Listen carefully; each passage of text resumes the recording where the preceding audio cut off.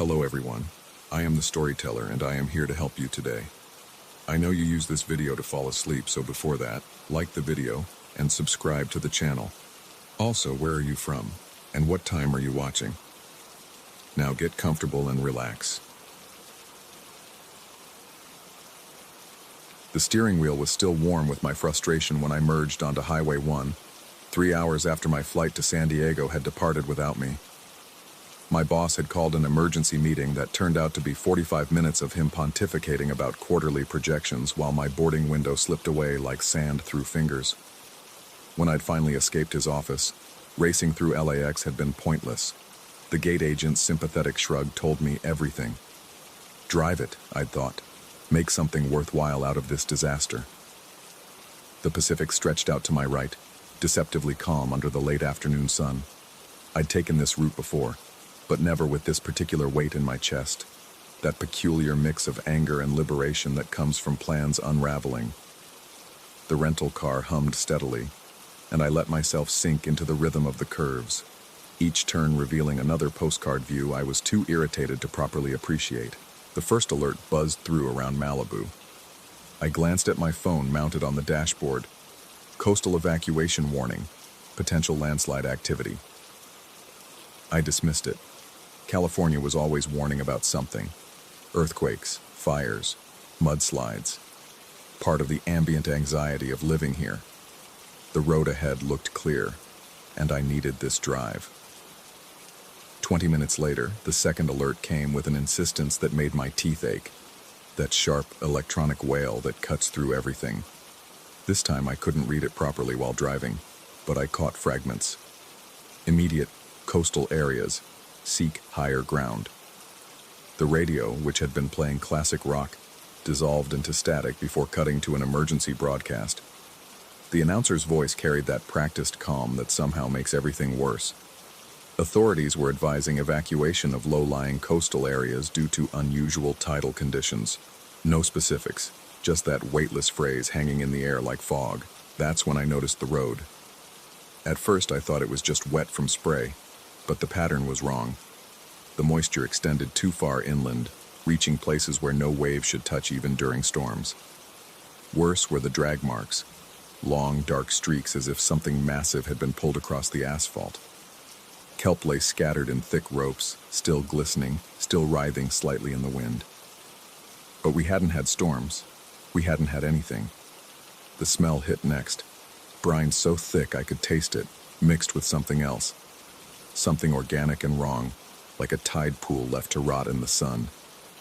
I cranked the windows up, but the smell had already permeated the car's interior, coating my throat. A rest area sign appeared through the growing dusk. Vista Point, 2 miles. I needed to stop, needed to check my phone properly, maybe call someone. The alerts were coming faster now, my phone vibrating against the dashboard in an irregular heartbeat. The parking area materialized out of the coastal mist that had begun rolling in with unnatural speed. 3 cars sat abandoned in the lot, parked at odd angles as if their drivers had stopped in haste. I pulled in slowly, my headlights sweeping across the vehicles. A Honda Civic with its driver door hanging open, a pickup truck with emergency flashers still blinking weakly, a minivan with luggage strapped to the roof, vacation interrupted. I touched the Honda's hood as I passed, still warm, engine ticking as it cooled. Maybe 30 minutes, 45 at most. Fresh enough that whoever left should still be nearby. The path to the observation area was marked by more of those drag marks, and the kelp here was thicker, forming almost deliberate patterns. No, that was paranoid thinking. Kelp couldn't be deliberate. The observation platform extended out over the cliff, offering what should have been a spectacular sunset view. Instead, the ocean looked wrong. The water wasn't moving correctly, too still in some places, churning in others without any apparent pattern. And the horizon seemed closer somehow, as if the ocean had humped up, preparing to roll forward. My phone buzzed again. This time I read the full alert.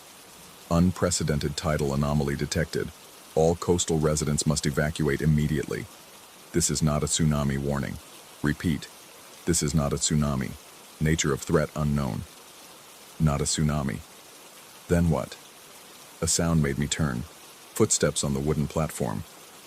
A woman emerged from the mist, moving with an odd, listing gait. Her clothes were soaked despite the lack of rain, and as she came closer, I could see kelp tangled in her hair. She opened her mouth as if to speak, but only a clicking sound emerged, like shells rattling in a jar. Her eyes weren't focused on me, but on something past me, something out in the water. I followed her gaze and saw lights beneath the surface. Not the phosphorescence I knew from night surfing, but something steadier, more deliberate.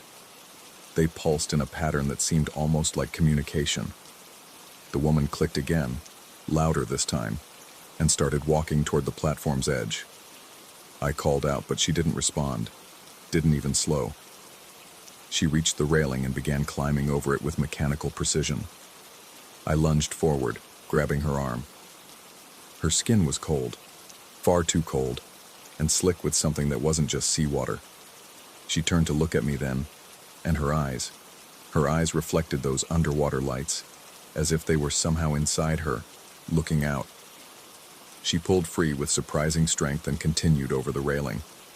I heard no splash, no impact.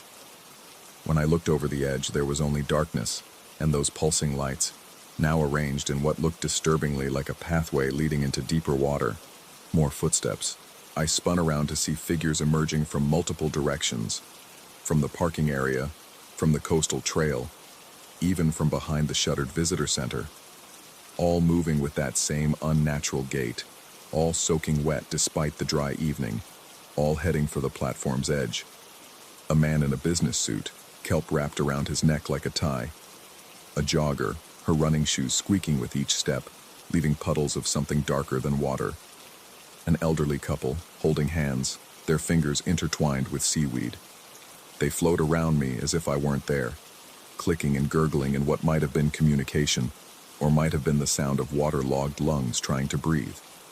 One by one, they climbed over the railing and disappeared into the darkness below. No screams, no splashes, just a procession of the damned or the chosen. I couldn't tell which. I backed away, my hands shaking as I tried to process what I was seeing. The rational part of my brain scrambled for explanations. Mass hallucination, chemical spill, some kind of toxic algae bloom affecting everyone's behavior. But the drag marks, the kelp patterns, the lights beneath the water, they suggested something far more intentional. My phone erupted with alerts, the screen filling faster than I could read. Pacific Coastal Highway closed. Multiple missing persons. Do not approach the water. Do not listen to the sound. The sound. I hadn't noticed it before, but now I couldn't unhear it. A low thrumming that seemed to come from the ocean itself. A frequency that bypassed my ears and went straight to my bones. It was almost musical, almost like voices, almost like words in a language that predated human speech. I ran, stumbled back to my car, my keys fumbling in hands that suddenly felt too large, too clumsy. The engine started on the third try, and I reversed hard, tires screaming against the damp asphalt. As I sped away, I caught a glimpse in my rearview mirror. More figures walking steadily toward the platform, emerging from cars I hadn't noticed before, from hiding spots, from nowhere. The drive back was a blur of emergency vehicles heading the opposite direction, their lights painting the mist in alternating reds and blues. The radio had gone to full emergency broadcast, reporters struggling to describe something they clearly didn't understand. Mass disappearances along the coast, people walking into the ocean, boats found empty, their crews vanished, and everywhere, those drag marks, that kelp, signs of something having emerged from the water hours before the first person went missing. I made it inland, found a motel in some forgettable town where the desert started. The clerk looked at me strangely when I checked in. I must have looked wild, panicked. I didn't care. I locked the door, pushed a chair against it, and sat on the bed, watching the news coverage that made less sense with each update. The official story solidified over the next hours. A toxic spill, mass hysteria, evacuation successful, situation contained. But the footage they showed didn't match their words. Coast Guard boats circling areas where the water glowed. Hazmat teams backing away from something on the beach, something the camera carefully avoided showing.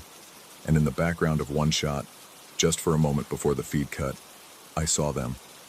Hundreds of figures standing waist-deep in the surf, perfectly still, all facing the same direction, waiting.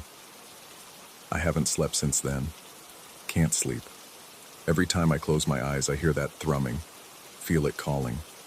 My skin has been dry all day, unusually dry, and I've drunk more water in the last 12 hours than I usually do in 3 days. When I shower, I stand under the spray far longer than necessary, and when I finally force myself to get out, I feel incomplete. The marks started appearing this morning, faint lines on my arms that look almost like scales if you catch them in the right light. The doctor said it was stress, gave me a cream, told me to rest. But I know better. I can feel it growing stronger. That pull toward the coast, toward the water, toward whatever made those lights beneath the waves. I've been searching for similar events throughout history. They're there if you look. Coastal villages found empty, ships discovered with no crew but signs of something having come aboard, mass disappearances blamed on storms that never happened. We've always explained them away, rationalized them, forgotten them. But what if they were all the same thing? What if something has always been there, waiting, occasionally calling, and we just got better at not listening? My phone buzzes. Another alert. But this one's different. Not from the emergency system. The screen shows only an image. A view from underwater, looking up at the surface, at silhouettes standing at the edge of a platform. One silhouette is circled in red. It's me. It's a photo of me from below, from the ocean, from that night. The thrumming is getting louder. My skin is so dry it's beginning to crack, and underneath, something glistens. The motel is 60 miles from the ocean, but I can smell salt. I can hear waves. I can feel the tide pulling, always pulling. I'm going to try to sleep again, but I know what will happen. I'll dream of water, of pressure, of swimming down toward lights that pulse in patterns I'm beginning to understand.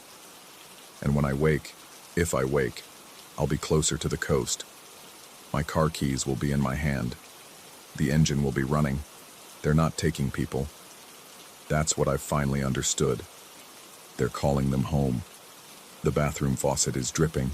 Each drop sounds like a word in that impossible language. I should fix it. I should leave. I should do anything but listen. But I'm listening. God help me. I'm listening. And it's starting to make sense.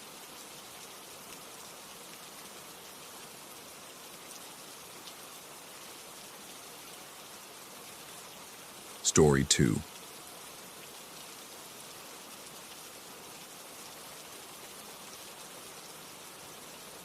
The French Quarter never truly sleeps, but at 3:11 a.m. it holds its breath. I discovered this truth 3 weeks into my lease at the converted loft on Dauphine Street, though I should have recognized the signs earlier. The landlord's nervous laughter when handing over the keys. The way delivery drivers refused to climb the narrow stairs after sunset. The previous tenant's mail still arriving, always marked return to sender, in different handwriting each time. But the rent was reasonable for the quarter, and the exposed brick walls held that authentic patina of age that developers tried desperately to recreate in newer buildings. Besides, I needed distance from everything I'd left behind in Chicago. The divorce papers, the empty apartment, the weight of 43 years spent building a life that collapsed in 6 months. The loft sprawled across the building's 3rd floor, its windows overlooking a courtyard where banana trees grew wild between crumbling statuary. During daylight, jazz from street musicians drifted through the shutters. At night, the only sounds were settling wood and the occasional drunk tourist stumbling past. The space came furnished, a blessing since I'd arrived with only 2 suitcases and a laptop bag. The furniture bore that particular heaviness of antiques. A mahogany bed frame that required 3 men to move, a wardrobe that smelled of cedar and something else I couldn't identify, and an ornate floor mirror positioned opposite the bed. That mirror troubled me from the beginning. 7 feet tall, framed in tarnished silver, it reflected the room with subtle distortions that made distances seem wrong. The bed appeared farther away than it should. The ceiling seemed to press lower, but old mirrors warp. I told myself this whenever I caught my reflection moving a fraction of a second too late. The first incident happened on a Tuesday. I woke at 3:11 a.m. to absolute silence. Not the normal quiet of night, but a vacuum where sound should exist. My phone, charging on the nightstand, displayed a dead black screen despite being plugged in all evening. The bedside lamp clicked uselessly when I tried the switch. In the darkness, something drew my attention to the mirror. A Trilby hat hung from its upper corner, the felt brim casting a shadow that shouldn't exist without light. I don't own a Trilby. I've never owned any hat beyond a baseball cap lost years ago. Yet there it perched, dark gray or black, hard to tell in the gloom, with a narrow silk band that seemed to absorb what little illumination filtered through the shutters. I sat up, sheets twisted around my legs, waiting for my eyes to adjust, for the shape to resolve into something logical, a trick of shadow. Clothes draped oddly, anything but an impossible hat. Then 3 knocks echoed through the loft, deliberate, measured, coming from inside the wardrobe. By the time I fumbled for my phone's flashlight function, suddenly working again, battery at 73%, the hat had vanished. The wardrobe stood silent and innocuous. I spent the remaining hours until dawn convinced I'd experienced some vivid hypnagogic hallucination, the kind that occurs between sleep and waking. Stress from the move. Too much coffee, the unfamiliar sounds of a new place. But it happened again the next night, and the next. Always at 3:11 a.m., always preceded by that suffocating silence. My electronics would die, phone, laptop, even my analog watch would stop, and the Trilby would materialize on the mirror. Some nights it hung from the left corner, others from the right. Once I found it balanced perfectly on top of the frame, defying physics with its stillness. The 3 knocks followed, though their source varied. The wardrobe, the bathroom door, the floorboards directly beneath my bed. I tried documenting the phenomena. Set up my phone to record all night, only to find the files corrupted, showing nothing but static between 3:10 and 3:12 a.m. Invited a colleague from the community college where I'd found adjunct work to stay over, but he spent the night snoring peacefully while I watched the hat appear, unable to wake him no matter how hard I shook his shoulder. Attempted staying awake through the appointed hour, only to find myself mysteriously unconscious at 3:10, waking at 3:12 with the taste of copper in my mouth and the absolute certainty that someone had been standing over me. Research into the building's history revealed nothing unusual. No murders, no suicides, no tragic histories beyond the standard New Orleans narrative of yellow fever and occasional flooding. The previous tenant, I learned from the downstairs neighbor, had been a jazz musician who simply stopped paying rent one day and disappeared. She mentioned this while refusing to make eye contact, her fingers worrying at a St. Christopher pendant around her neck. By the second week, the phenomena escalated. The hat no longer disappeared at 3:12. Instead, it would remain until I physically removed it from the mirror, the felt leaving marks on my fingertips like ash or very fine dust. This dust had a peculiar quality. It wouldn't wash off with soap and water, but would fade on its own within hours, leaving my skin feeling raw and too sensitive, as if I'd been lightly burned. The power failures expanded beyond the witching hour. Lights would flicker when I passed the mirror. My laptop would restart randomly, opening to websites I hadn't visited, genealogy databases, obituaries from the 1920s, articles about hat-making techniques from the previous century. The search history showed queries I hadn't made. Trilby versus fedora identification, mirror portal theory, possession through reflected objects. Then came the night I saw myself wearing it. I'd grown accustomed to avoiding the mirror's direct gaze after dark, but movement in my peripheral vision made me turn. My reflection stood there, perfectly normal, except for the Trilby perched at a rakish angle on my head. I raised my hand to my bare scalp.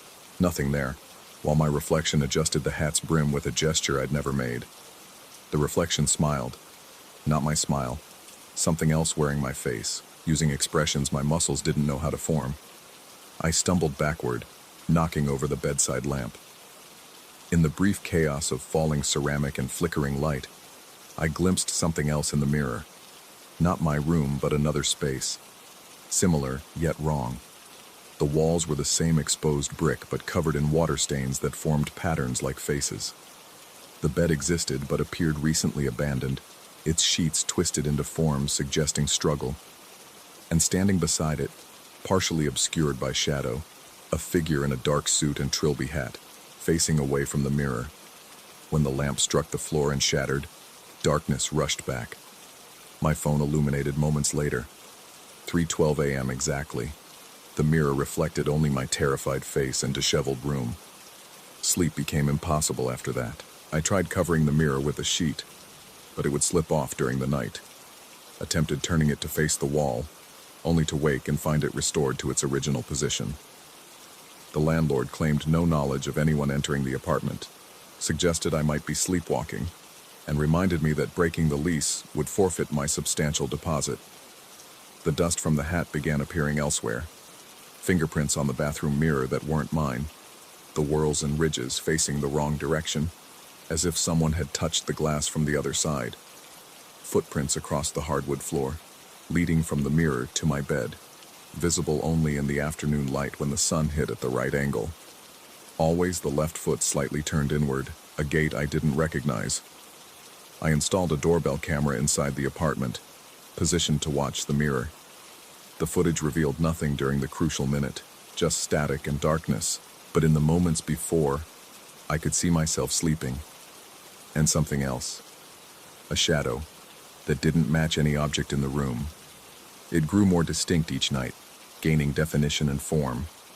By the fifth night of recording, it had become almost human-shaped, standing just outside the mirror's reflection, waiting. Last night changed everything. I'd finally decided to leave, deposit be damned. Packed my suitcases, booked a morning flight home to Chicago. Better the familiar misery than this escalating wrongness. At 3:10 a.m., I sat on the edge of the bed, fully dressed, car keys in hand, determined to wait out the phenomena one final time before fleeing. The silence arrived as always, pressing against my eardrums like deep water. The trilby materialized, hanging from the mirror's center this time, spinning slowly as if suspended on invisible thread, but this time, I noticed something new. Dust on the outside of the mirror, in the shape of a handprint, as if someone had pressed their palm against the glass from my side of the room. I approached despite every instinct screaming retreat, placed my hand over the dusty print. It was smaller than mine, the fingers shorter but broader. Old dust, I realized. Not from tonight, but from before. Maybe weeks, months, years before. How many others had stood here, touching this glass, trying to understand? That's when I saw it clearly in the reflection. The figure in the trilby hat, no longer turned away but facing the mirror from that other room. Not a stranger's face, but mine. Older, perhaps, or just worn down by something I couldn't name. He raised his hand to match mine on the glass, and I felt the cold through the mirror, impossible, but undeniable. He spoke, though his lips didn't move, the words appearing in my mind like remembered lyrics. You're already wearing it. You've always been wearing it. Every tenant wears it, in the end. I jerked my hand back, but the dust remained on my palm, forming into patterns that looked almost like letters, a message I couldn't quite read. The other me, or whatever wore my face, tipped his trilby and walked away, disappearing into the shadows of that reflected room. The hat still hangs on the mirror as I write this. It's 4:47 a.m. now, and the normal sounds of night have returned. Sirens in the distance, a cat yowling in the courtyard, the building's bones settling into their familiar rhythm. But I know something has changed.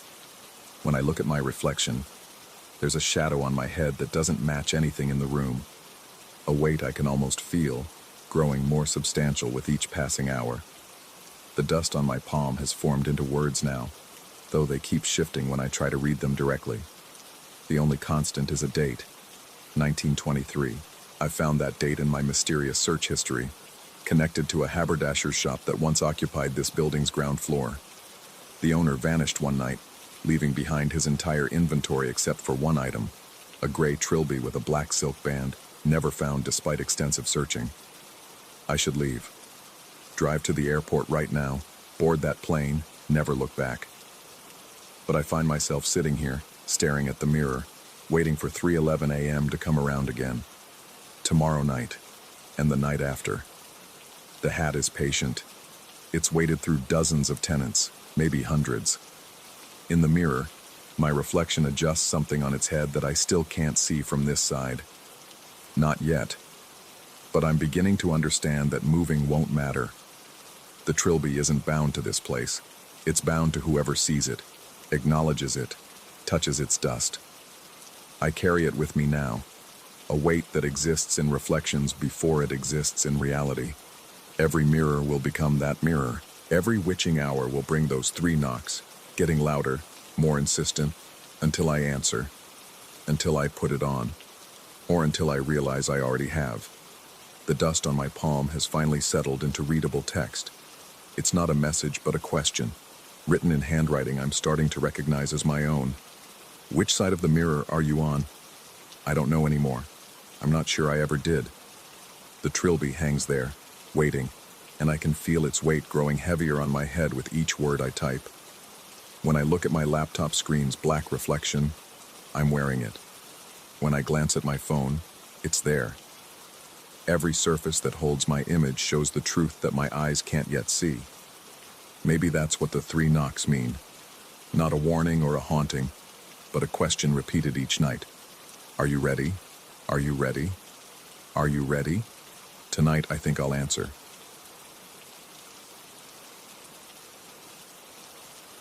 Story 3. The notification pinged at 2:47 a.m., cutting through the stale air of my idling Camry. Premium ride, triple surge pricing, cash payment authorized. My finger hovered over the accept button, while Detroit's empty streets stretched before me like veins on a corpse's hand. 3 months of driving nights had taught me to trust my gut, and right now my gut was twisting itself into knots I couldn't name. I accepted anyway. Rent was due in 4 days. The pickup location appeared on my screen, a warehouse district 20 minutes northeast, where the city's industrial skeleton stood against the darkness.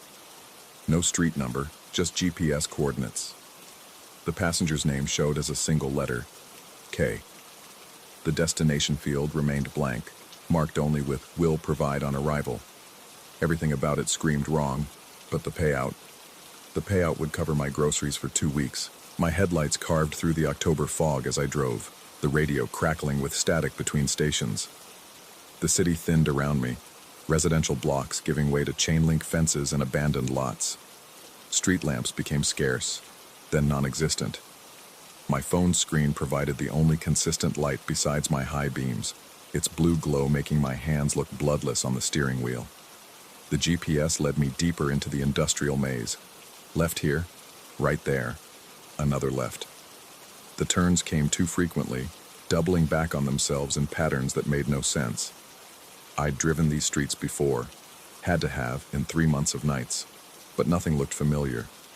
Every corrugated metal wall, every loading dock, every shattered window seemed both foreign and hauntingly recognizable, like déjà vu running in reverse. The destination marker pulsed on my screen, indicating arrival, though I saw nothing but a row of identical warehouses, their facades as blank as closed eyes. Then movement.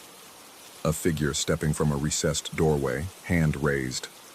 Tall, wearing what looked like an expensive overcoat despite the mild weather. Face obscured by shadow and distance.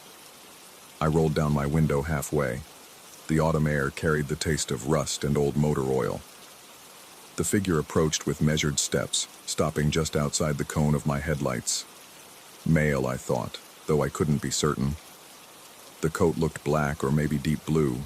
Colors were tricky in this light. "You're early," the voice said, smooth and oddly cheerful. Not what I expected from someone seeking rides at this hour in this place. "That's good. That's very good." My hands tightened on the wheel. Something in the voice's cadence felt practiced, like lines from a play performed one too many times.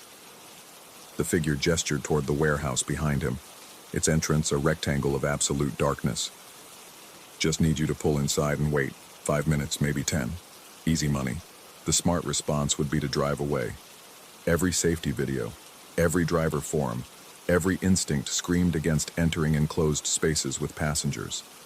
But the figure pulled out a roll of bills, thick enough to cast its own shadow, fanning them slightly in the dim light. Double the app price for the inconvenience. Cash up front.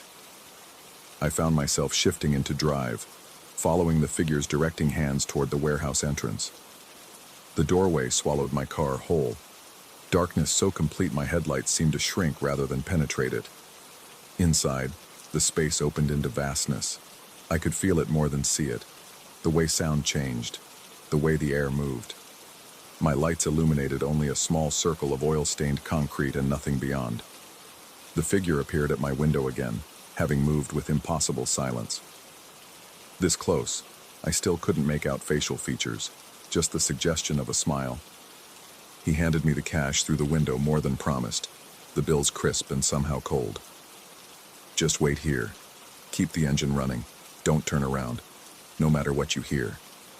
Before I could respond, he melted back into the darkness. Not walked, melted, as if the shadows were liquid, and he was soluble in them. My heart hammered against my ribs. I counted the money twice, 3 times, using the repetitive motion to calm my nerves. Real bills, real serial numbers, real enough to make this worth it, I told myself. That's when my phone started acting wrong. The GPS display flickered, the warehouse interior suddenly populating with streets that couldn't exist. Arrows appeared, pointing in directions that defied the walls I knew surrounded me. Turn left in 50 feet. Turn right in 20 feet. Make a U-turn. The voice navigation activated without prompting, its tone distorted, speaking in fragments. Recalculating. Proceed to. Recalculating. You have arrived. Recalculating. Then the messages started. Unknown number. No caller ID. The first one made my blood freeze. Nice jacket. The brown leather one. Looks warm. I looked down at my jacket. The brown leather one I'd bought secondhand last winter. My windows were up. The warehouse was dark. No one could see me. Another message. You missed a spot shaving. Left side of your neck. My hand flew involuntarily to my neck, finding the rough patch I'd rushed over this morning. The darkness outside my window seemed to press closer, gaining weight and substance. I could hear my own breathing, too fast, too shallow. The scar on your right hand. How old is it? I stared at the thin white line across my knuckles. A childhood accident I never talked about, barely visible even in good light.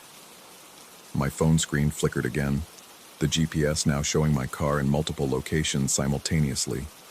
Little blue dots scattered across an impossible map like scattered rice. The engine coughed, not a mechanical failure, something else, like it was choking on the darkness itself. The radio sparked to life, scanning through stations on its own, catching fragments of voices that sounded almost like mine but not quite. Never should have come here. They're watching. It's already too late. Movement in the rearview mirror made me violate the one rule I'd been given. I turned around. Nothing. Empty darkness. But the feeling of being watched intensified, like dozens of eyes had opened in the void. When I faced forward again, my windshield was fogged with condensation that hadn't been there seconds before. As I reached to wipe it, shapes appeared in the moisture. Handprints from the outside, pressing against the glass. Too many to count. Overlapping. Smearing. My phone buzzed. We like your car. We've always liked your car. That's when I heard the engines. Not one. Multiple. The synchronized hum of several vehicles idling in the darkness around me. My headlights, still managing their feeble cone of illumination, caught glimpses of chrome, bumpers, side mirrors, all at the wrong height, the wrong distance, as if the vehicles were suspended or the ground had different levels I couldn't perceive. Another message. Check your mirrors. I didn't want to. Every fiber of my being resisted. But my eyes moved anyway, drawn by a compulsion I couldn't name. In the driver's side mirror, illuminated by some impossible light source, I saw another Camry. Same model, same year, same color, same rideshare decals on the windshield. The license plate was partially visible. The first 3 letters matched mine. The passenger mirror showed the same thing. Another clone of my car, positioned perfectly parallel. My rear-view mirror, when I dared to check, revealed a third, or maybe the same one. Or maybe they were all the same one, reflected infinitely in space that shouldn't exist. Start driving. The message appeared without a notification sound. I looked at the warehouse entrance, or where it should have been. Solid wall now. No sign of the doorway I'd driven through. My GPS showed arrows pointing in every direction at once, overlapping into a starburst of possibilities. The other engines revved in perfect synchronization with mine, though I hadn't touched the accelerator. My car began moving without my input, following GPS directions I couldn't read, turning through spaces that couldn't exist. The speedometer showed 0. The sensation of movement was undeniable. In my peripheral vision, the other cars moved in perfect parallel, maintaining exact distances, their headlights creating a constellation of lights that made no geometric sense. Were there 3? 5? A dozen? The number changed each time I tried to count, like they were cycling through positions, trading places in a dance I couldn't follow. My phone rang. Unknown number. My hand answered without my permission, bringing it to my ear. The voice was mine, but wrong, like a recording played at slightly the wrong speed. Take the next left. I heard myself respond, though my mouth didn't move. There is no left. There's always been a left. You've taken it before. The steering wheel turned under my hands. The warehouse interior had become something else, corridors of concrete and shadow that extended beyond reason. My headlights showed glimpses of other passages, other turns, branching fractally into infinity. And in each possible path, another set of headlights, another Camry, another version of this moment happening simultaneously. Time became elastic. The dashboard clock read 2:47 a.m. Still. Always. I'd been driving for hours or seconds. Both true, neither true. The fuel gauge hadn't moved. The odometer spun backward, forward, stopped, spun again. More messages flooded my phone, too fast to read. The screen a blur of text that hurt to perceive directly. I caught fragments. Never left. Always been here. We needed one more. Your turn to wait. The radio crackled. Next pickup in 5 minutes. Premium ride. Triple surge. Accept. The voice was mine. Had always been mine. I remembered accepting. Would accept. Was accepting now. A figure appeared in my headlights. Tall, wearing an expensive overcoat. It raised its hand, and I saw my own watch on its wrist, the one with the cracked face I'd been meaning to fix. The figure's face remained obscured, but I knew if I got closer, if the light hit just right, I would see. I slammed the brakes. The other cars stopped in perfect synchronization, their brake lights creating a red constellation in the impossible space. The figure didn't move, hand still raised, waiting with infinite patience. My phone buzzed. Complete the pickup. I wanted to refuse. Every part of me that still felt like myself wanted to throw the car in reverse, to break the pattern, to escape whatever this was. But my hands were already shifting to drive. My foot was already easing off the brake. Because I remembered now. Remembered accepting this same ride before.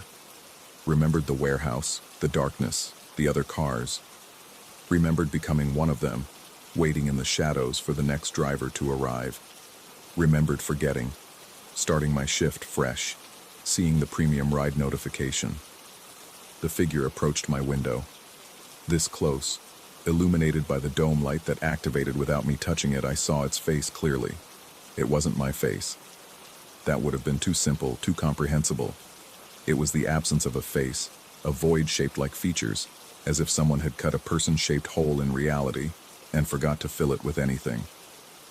When it spoke, the voice came from everywhere except its non-mouth. 5 minutes, maybe 10. Easy money. My hand was already extending the cash I'd been given. When? Tonight? Every night? The bills felt cold and familiar. The figure that wasn't quite me and wasn't quite anything took them with fingers that bent in too many places. Just wait here. Keep the engine running. Don't turn around, no matter what you hear. I wanted to scream, to warn myself, to break free, but I was already melting back into darkness, becoming one with the shadow substance of this place. My consciousness scattered across multiple cars, multiple moments, all happening now, all having happened, all about to happen. Somewhere, in another car, that was also this car, I watched myself check the rearview mirror, watched myself see the other vehicles, watched myself begin to drive through impossible spaces. The cycle continuing, had continued, would continue. My phone, all our phones, buzzed with a final message. Thank you for accepting this ride. Your driver will arrive in, always. The warehouse doors opened, though they'd never been closed. Detroit's night stretched beyond, but wrong. Too many streets, too many paths, all leading back here. Every route a mirror route, every pickup the same pickup, every driver becoming the passenger becoming the driver. I drove out into the city that was and wasn't Detroit, following GPS directions to my next pickup, knowing where it would lead, unable to stop. In my mirrors, the other cars followed. Perfect reproductions down to the rideshare stickers, the license plates that almost matched, the drivers with familiar faces I couldn't quite see. The radio crackled with static that sounded like laughter or crying or both. Premium ride available, triple surge pricing. Accept? My finger was already moving toward the screen, had always been moving, would always be moving. I accepted. The notification ping echoed through all our cars at once, 2:47 a.m. sharp, cutting through the stale air of eternity. Story 4. The metallic scraping against my door handle wasn't what woke me. It was the absence of sound that followed, a vacuum so complete it felt like the world had paused mid-breath. Through the gap beneath my door at the Cabo San Lucas resort, two shadows stood motionless, darker than the dimly lit hallway should have allowed. I pressed my eye to the peephole. A maintenance worker stood there, his badge flipped backward against his chest, hands gripping a cleaning cart that looked wrong. Where laundry bags should hang, a rigid case sat alone, its surface reflecting the hallway lights in ways that made my eyes water. The man didn't move like staff should move. He stood there for exactly 60 seconds, I counted, his head tilted at an angle that made my neck ache in sympathy. The cart's wheels squeaked as he finally pushed it away, but the sound came from everywhere and nowhere, echoing in frequencies that shouldn't exist in a narrow hallway. I waited another 5 minutes before venturing out, my bare feet silent on the carpet that felt damp despite looking dry. Downstairs, the breakfast area buzzed with the forced cheerfulness of vacationers, but something was off about their movements, too synchronized, like a choreographed scene playing on loop. The abandoned cleaning cart sat near the elevator, empty now, its metal frame gleaming with condensation that couldn't exist in this dry heat. Wheel tracks led to room 447, where the door hung open at an impossible angle, its hinges intact but somehow wrong. I approached slowly, drawn by a compulsion I couldn't name. The track stopped exactly at the threshold, as if the cart had simply ceased to exist upon crossing. Inside, the room appeared untouched, except for the bed, where the sheets formed precise geometric patterns no human hands could create. The air tasted of copper and ozone. My phone buzzed. A message from the front desk informed me that housekeeping would service my room at 11 a.m. It was 10:47. I hadn't given them my number. Back in my room, I wedged a chair under the door handle and watched the clock. At 10:59, the temperature dropped 15 degrees in seconds. My breath misted as footsteps approached. Not from the hallway, but from inside my walls, circling counterclockwise. The doorknob turned despite the chair. The metal groaned but held. Through the peephole, the same worker stood there, his badge now facing forward but the text constantly shifting, never quite readable. Behind him, the cart had returned, but the rigid case was open, revealing a darkness that seemed to pull at my vision. He knocked 3 times, each impact reverberating through my skeleton. When I didn't answer, he spoke, though his lips never moved. The words came from the air conditioning vents, the bathroom drain, the gaps between the floorboards. He said housekeeping was mandatory. He said I'd already agreed. He said the other guests had been so cooperative. I grabbed my passport and wallet, leaving everything else behind. The hallway stretched longer than it should, doors multiplying as I passed. Some stood open, revealing rooms where cleaning carts sat abandoned, their rigid cases yawning wide. In one, I glimpsed another guest standing perfectly still, eyes open but reflecting nothing, while a figure in a maintenance uniform carefully adjusted their posture like arranging a mannequin. The elevator took 17 minutes to travel 3 floors. When the doors opened to the lobby, half the guests stood in a perfect grid pattern, all facing the reception desk. They breathed in unison, a rhythmic whisper that sounded like static. The concierge smiled at me with too many teeth, asking if I'd enjoyed my stay, using my name though I'd never told her. Outside, the noon sun cast shadows that fell upward. Taxis lined the entrance, but their drivers sat motionless, hands at 10 and 2, eyes fixed on nothing. I started walking, then running, my feet burning on asphalt that felt soft, yielding like flesh. 3 blocks away, I turned back. The resort looked normal from here, palm trees swaying, tourists laughing by the pool.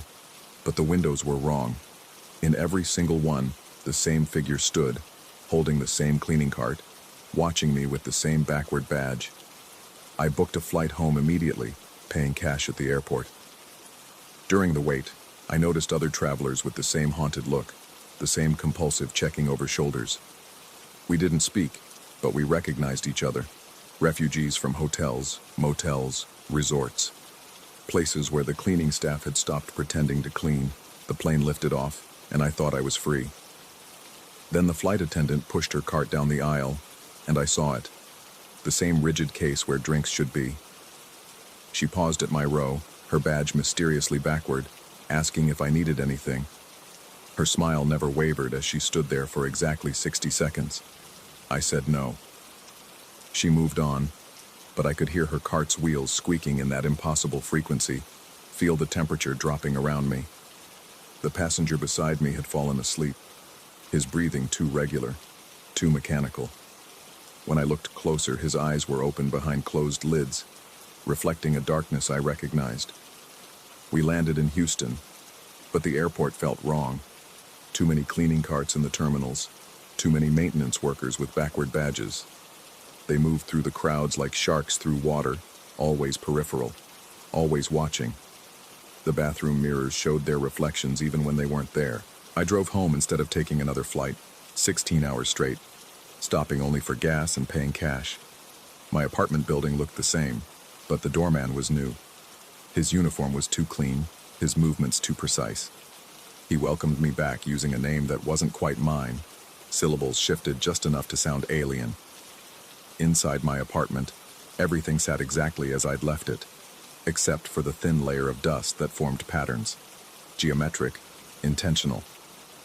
My phone had 37 missed calls from numbers that didn't exist. The voicemails were just that squeaking sound, growing louder with each message. I stopped sleeping on the 3rd night. Every time I closed my eyes, I could hear cartwheels in the walls. The neighbors complained about noise from my unit while I was out. Sounds of furniture being rearranged, metal scraping against door frames. The building's security footage showed my door opening and closing, but nothing passing through. A week later, I woke to find a cleaning cart in my living room. I hadn't slept, hadn't closed my eyes, but there it was.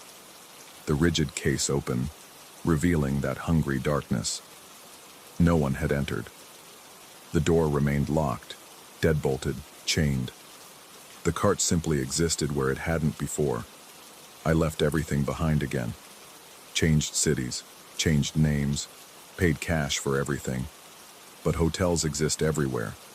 Cleaning staff exist everywhere. And now I see them clearly. Not just in hospitality, but in offices, schools, hospitals. Always with their backward badges, their wrong-angled movements, their carts that hold impossible spaces. Sometimes I wonder if I ever left that resort in Cabo. Maybe I'm still in room 447, standing perfectly still while someone adjusts my posture. Maybe the running, the fear, the constant movement. Maybe that's the dream, and the stillness is real. The knock at my current motel door comes at 11 p.m. sharp.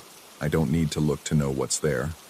A cleaning cart, a backward badge, 60 seconds of waiting. They're getting bolder, no longer pretending to be subtle. The metal scraping has become almost musical, a symphony of intrusion. I've met others like me in late-night diners and 24-hour laundromats. People who can't stop moving, can't stop checking over their shoulders. We share the same story with different details, different resorts, different cities, but always the carts, always the backward badges, always that rigid case holding darkness. One woman claimed she'd found a pattern. They only take people who notice them. The moment you see past their disguise, you're marked. But by then, it's too late. You can't unsee the wrongness, can't stop noticing how they move through spaces that shouldn't connect, how they clean rooms that were never dirty, how they service lives that were never lived. I've started leaving notes for whoever finds my things. Warnings about the cleaning carts, the backward badges, the 60-second waits. But the notes disappear, replaced by hotel stationery with messages in my handwriting that I never wrote, thanking housekeeping for their excellent service. The walls in this motel are thin. I can hear my neighbors breathing in unison, that mechanical rhythm I recognize too well. Their doors open and close at synchronized intervals. Soon, they'll stand in the hallway in a perfect grid, all facing my door, while someone with a backward badge adjusts their positions. I keep moving, but the world is getting smaller. Every place has cleaning staff. Every building needs maintenance.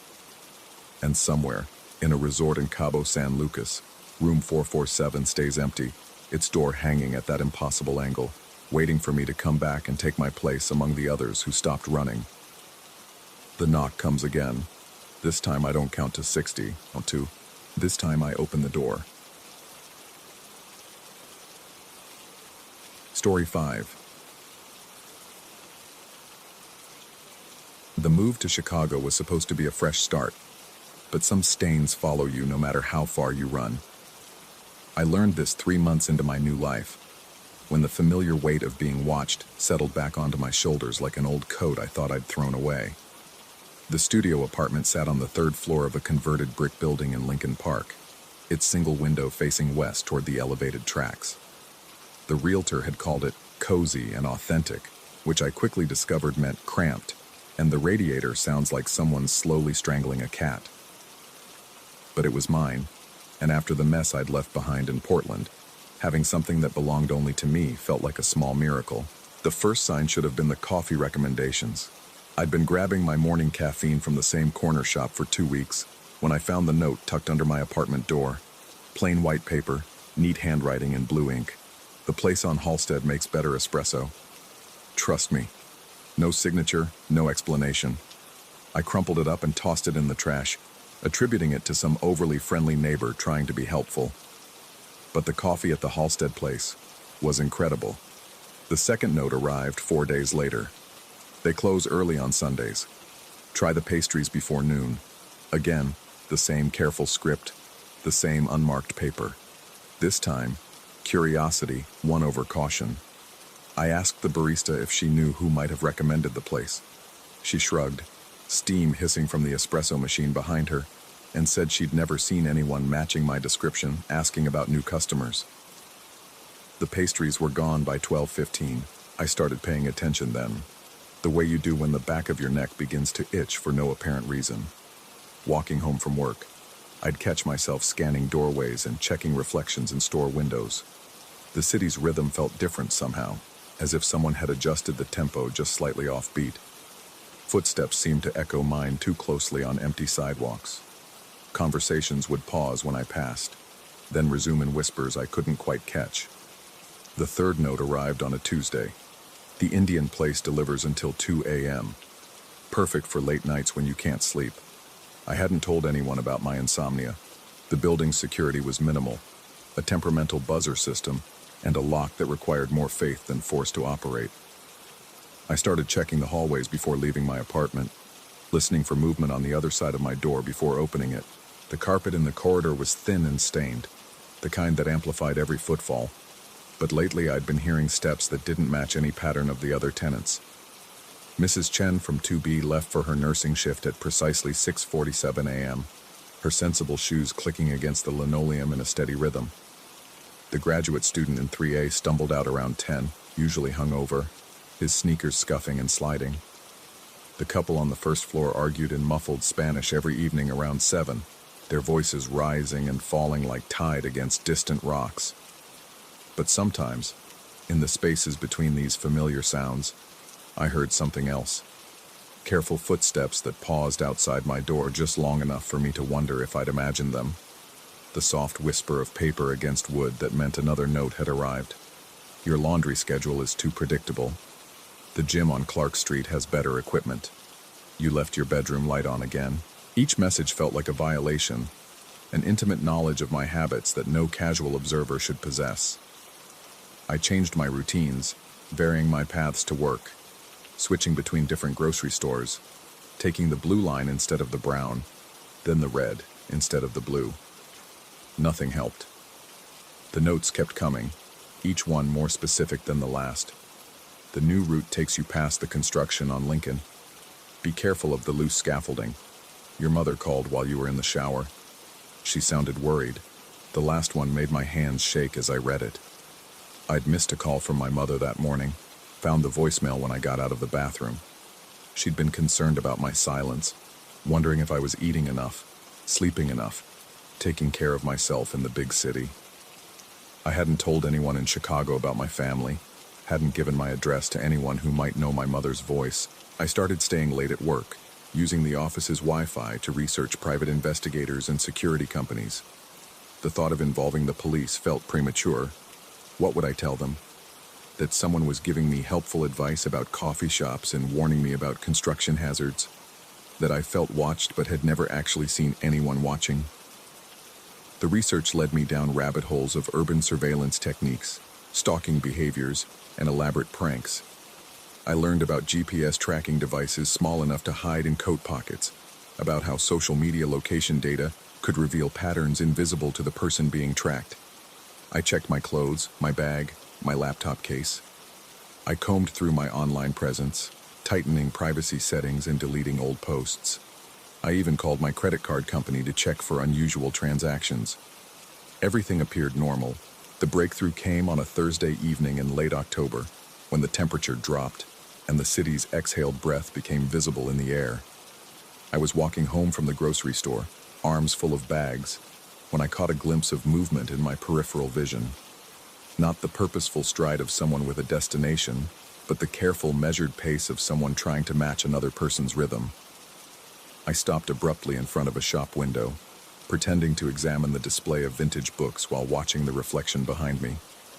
For a moment, nothing. Then, 20 feet back, a figure in a dark coat stepped into a doorway. The motion was smooth, practiced, the movement of someone who'd done this many times before. My heart rate spiked, but I forced myself to continue walking normally. At the next corner, I turned suddenly, as if remembering something I'd forgotten, and doubled back. The sidewalk was empty, the doorway vacant, but the sensation of being observed intensified, crawling up my spine like cold fingers. I started taking different routes home, testing theories, trying to catch my watcher in the act. Sometimes I'd spot movement in my peripheral vision. Sometimes I'd hear footsteps that stopped when mine did. But whenever I turned to look directly, there was nothing there. Just the usual urban landscape of hurried commuters and illuminated storefronts, the ordinary chaos of people going about their lives. The notes became more frequent. You're getting paranoid. That's not healthy. The Thai restaurant on Armitage has cameras outside. Just so you know, your sleep patterns are getting worse. Try chamomile tea.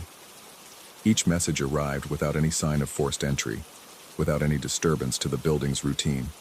I started sleeping with a chair propped against my door, its legs squeaking against the hardwood at the slightest movement. I installed a motion-activated camera app on an old phone, pointing it at the hallway through my peephole.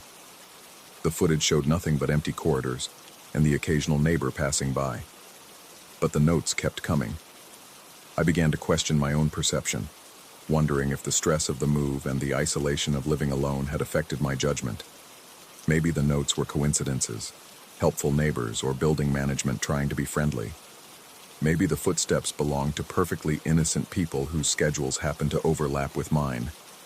Maybe the sensation of being watched was just the urban equivalent of phantom limb syndrome, the ghost of old anxieties manifesting in a new environment. Then came the photograph. Slipped under my door on a rainy Tuesday morning, it showed me standing at the bus stop outside my building. The angle suggested it had been taken from across the street, using a telephoto lens. I was checking my phone, unaware of the camera, completely natural and unposed. The timestamp in the corner indicated it had been taken 3 days earlier. I remembered that morning clearly. I'd been running late for a meeting, frustrated by the delayed bus, checking the transit app repeatedly for updates. The photo captured me in a moment of ordinary impatience, but seeing myself through someone else's lens felt like discovering I'd been living in a fishbowl without realizing it. This time I called the police. The officer who came to take my statement was younger than I'd expected, with tired eyes and the careful neutrality of someone who'd heard stranger stories. He examined the photograph, made notes about the previous incidents, asked about old relationships and workplace conflicts. His questions were thorough but routine, the sort of checklist designed to determine whether I was dealing with a genuine threat or my own imagination. In the end, he could only advise me to document everything, to install better locks, to be aware of my surroundings. The notes and photograph weren't explicitly threatening, he explained. Without evidence of trespassing or direct intimidation, there wasn't much the law could do. He gave me his card and suggested I call if the situation escalated.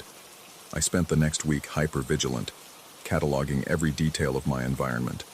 I memorized the faces of regular commuters on my train, noted the schedules of delivery trucks in my neighborhood, documented the positions of security cameras along my routes.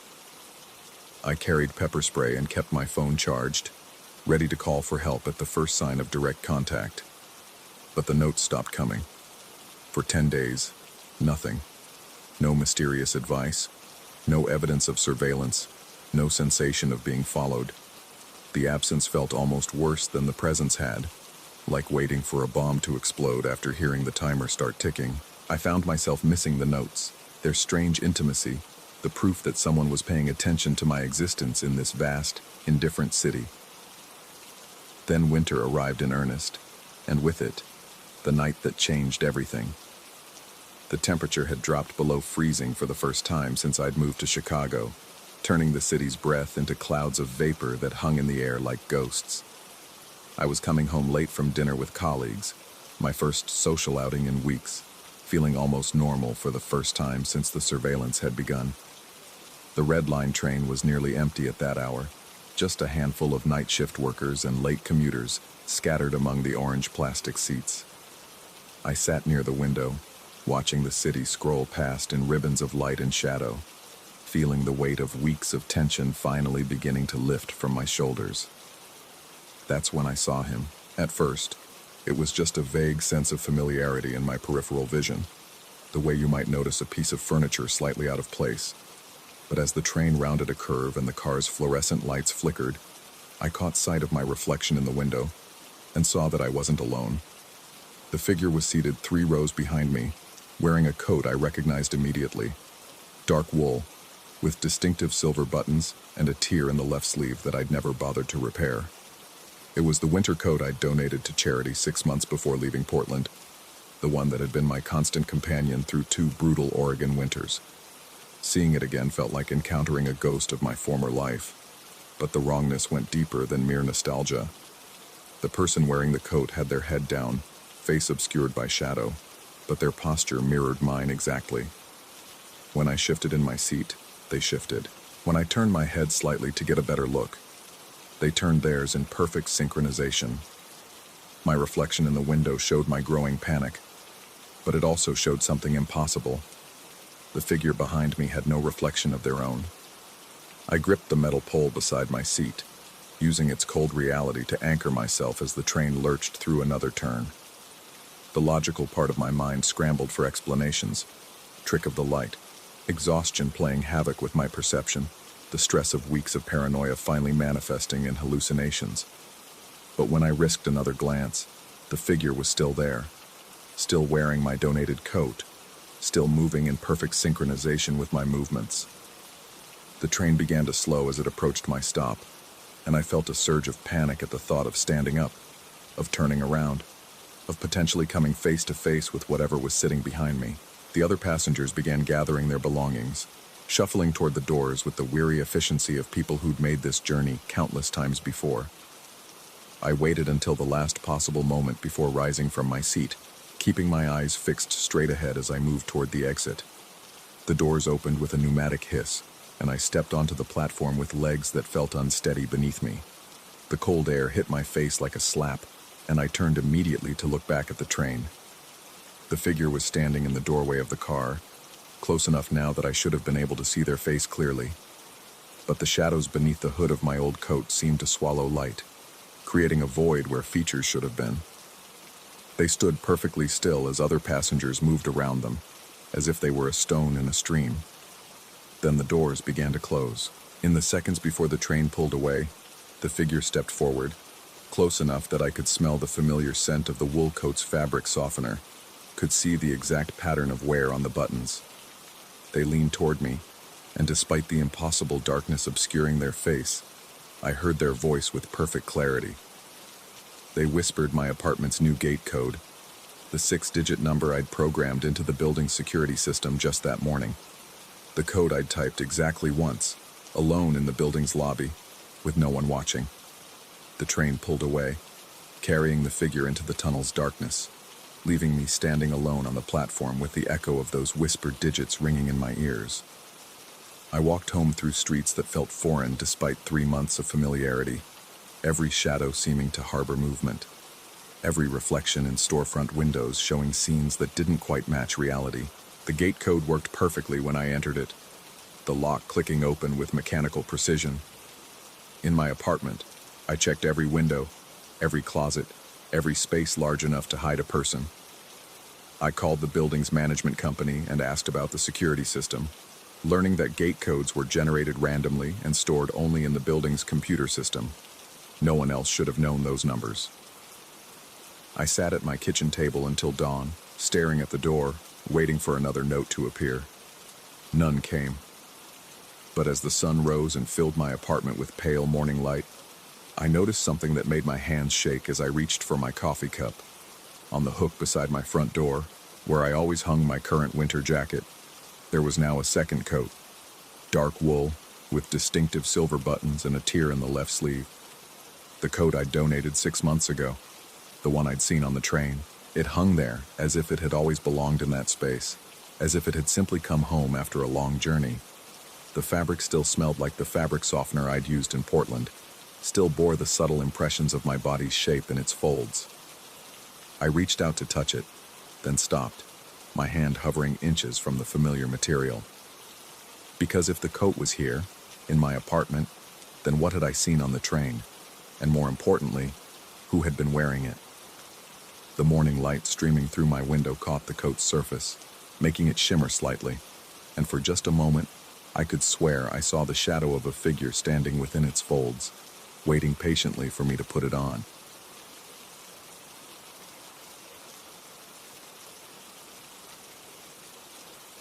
The realtor had called it historically significant charm, but standing in the narrow hallway of my new Victorian home in Portland, I wondered if she'd meant historically significant problems. The built-in bookshelf dominated the wall between what would become my office and the living room, its dark mahogany shelves stretching from floor to ceiling like the ribs of some ancient beast. I'd bought the place sight unseen. A divorce settlement and a cross-country job transfer didn't leave much room for house-hunting luxuries. The previous owner had left in apparent haste, abandoning furniture, books, even personal photographs scattered throughout the rooms. The realtor mentioned something about an estate sale gone wrong, family disputes, but I hadn't pressed for details. The bookshelf bothered me from day one. Not its appearance. The craftsmanship was exquisite, each joint seamlessly fitted, but its placement.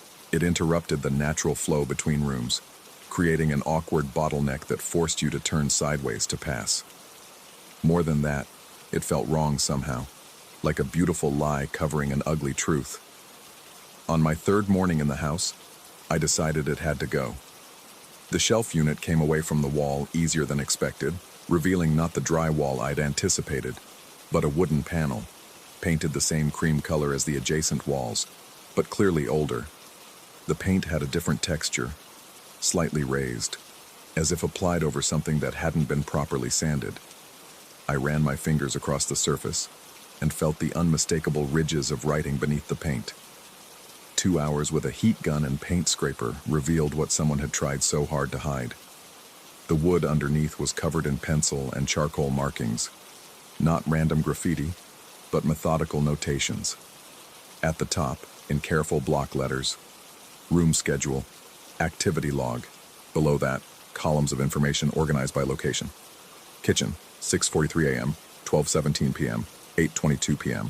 Footsteps, water running. Upstairs hall, 11:30 p.m., 2:17 a.m., 4:05 a.m., door sounds, breathing. Basement, 2:17 a.m., listening. Each entry was numbered, dated. The dates spanned 3 years, ending abruptly 6 months ago. Hundreds of observations, all in the same careful handwriting.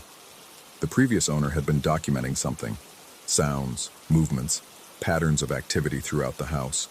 At the bottom of the panel, in larger letters that looked hastily scrawled, "They know I'm watching. Moving to basement." That night, I dreamed of pencils scratching against wood, endless columns of numbers and times stretching into darkness. I woke at 2:17 a.m. to the sound of my own breathing, loud and harsh in the silence. The basement became my obsession over the following days. I'd avoided it initially, a typical Portland Victorian basement, low-ceilinged and perpetually damp, with stone foundation walls that wept moisture and cast strange shadows in the dim overhead lighting. But the notation on the panel kept drawing me back. Basement, 2:17 a.m., listening. I found the broom closet tucked beneath the stairs, a narrow space barely wide enough for cleaning supplies. Someone had installed a single bulb inside, the kind of harsh fluorescent that makes everything look sickly and wrong. And there, at exact eye level for someone my height, a thick chalk line ran horizontally across the back wall. Below it, in the same careful handwriting I'd seen upstairs, I learned to listen through the wood. I stared at the words, trying to make sense of them. Listen to what? The house creaked and settled like any old building, but nothing that seemed worth documenting with such obsessive precision. I reached out to touch the chalk, and it came away on my fingers, white and powdery. On impulse, I wiped the message away with my sleeve. The next morning, it was back. Not just back, thicker, bolder, as if drawn with more pressure, and below it, in fresh chalk, "Stay silent at 2:17. I convinced myself I'd imagined it, that stress from the move and divorce had scrambled my memory. I took photos with my phone this time before erasing both messages, documenting the exact position and thickness of each line. 24 hours later, the photos proved my sanity and destroyed my peace of mind. Both messages had returned, exactly as they'd been, plus a third line. "You're learning." That's when I started my own log. Day 4. Messages reappeared despite locked basement. House was secured all day while I was at work. No signs of forced entry. Changed locks anyway. Day 7. Heard footsteps in kitchen at 12:17 p.m. while in basement. Ran upstairs immediately. Kitchen empty. Coffee pot still warm, but I'd made coffee at 11 a.m. Day 10. Woke at 2:17 a.m. to complete silence. Not normal quiet. The absence of sound, as if the house itself was holding its breath. Lasted exactly 43 seconds. Day 14. Found new message in closet. "Do you hear them yet?" Tried staying in basement at 2:17 a.m. Heard scratching inside the walls like fingernails against wood, but only when perfectly still. The scratching became my focus. It was systematic, rhythmic, like Morse code tapped out with bone against timber. Always at 2:17 a.m., always lasting exactly 43 seconds. I timed it obsessively, recorded it on my phone, but the audio captured only my own breathing and the house's normal nighttime creaks. I began staying awake until 2:17, positioning myself in different rooms, trying to triangulate the source. The sound seemed to move. sometimes in the walls of my bedroom, sometimes behind the kitchen cabinets, sometimes so close it felt like it was inside my own skull. 3 weeks into my vigil, the pattern changed. Day 21. Scratching began at 2:17 but didn't stop at 2:18. Continued for 6 minutes. Pattern seemed deliberate. 3 short, 3 long, 3 short. SOS. Day 22. SOS pattern again, but faster, more urgent. New basement message. They know you're listening now. Day 25. Messages appearing daily now. Today's, don't let them know you understand. Scratching lasted 15 minutes. Definitely SOS. Repeated 127 times. I counted. The house felt different now, charged with an expectancy that made my skin crawl. Shadows fell wrong, pooling in corners where no shadows should exist. Reflections in windows showed movements that didn't match my own. The air itself seemed thicker, pressing against me like invisible hands. I started researching the house's history, diving into city records and newspaper archives. The Victorian had been built in 1887 by a lumber baron named Cornelius Blackwood. 5 families had owned it over the decades, each staying only a few years before selling suddenly. The most recent owner before me, the one who'd left behind the careful documentation, was listed as Dr. Edmund Pike, a retired professor of acoustics engineering. Pike had lived in the house for 3 years before disappearing 6 months ago. Not missing person, disappeared, legally disappeared, selling the house through a lawyer and relocating out of state without leaving a forwarding address. The realtor mentioned family disputes, but there was no family. Pike had been alone. Day 31. Found Pike's research hidden in basement ceiling tiles. Dozens of notebooks filled with acoustic measurements, sound mapping, frequency analysis. He'd been studying the house itself, its resonance patterns, the way sound traveled through its structure. Final entry. The house remembers every sound ever made within its walls, every footstep, every voice, every breath. It stores them in the wood like a phonograph cylinder. The scratching isn't random, it's playback. Day 33. Tried Pike's frequency detector app on my phone during 2:17 scratching. Device went haywire, readings jumping from inaudible low frequencies to the edge of human hearing. Sound isn't coming through the walls, it's coming from the walls. Day 37. No scratching at 2:17. Complete silence again, but longer this time, nearly 10 minutes. New basement message in red chalk.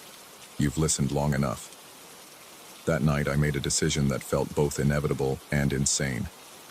I would spend the night in the basement closet, positioned exactly where Pike must have stood when he wrote his final message. If the house was some kind of acoustic storage device, if the walls themselves were a recording medium, then proximity to the source might reveal what Pike had discovered. I brought a camping chair, a thermos of coffee, and every recording device I could gather. Phone, tablet, an old cassette recorder I'd found in Pike's abandoned research. At 2 a.m. I sealed myself in the narrow closet and waited. The 17 minutes stretched like hours. I could hear my heartbeat, my breathing, the electric hum of the fluorescent bulb overhead. At exactly 2:17, the bulb flickered and died, plunging me into absolute darkness. The scratching began immediately, but it wasn't coming from the walls anymore. It surrounded me, above and below and on all sides, as if I were trapped inside a wooden box while something clawed its way in from outside. But there was pattern to it now, rhythm and intention, not SOS. Words, scratched out letter by letter in the darkness. Get out while you still can, they know you understand the house, remembers everything, every sound, every breath, every scream. The message repeated, faster each time, until the individual letters blurred into a continuous scraping that filled my skull like static.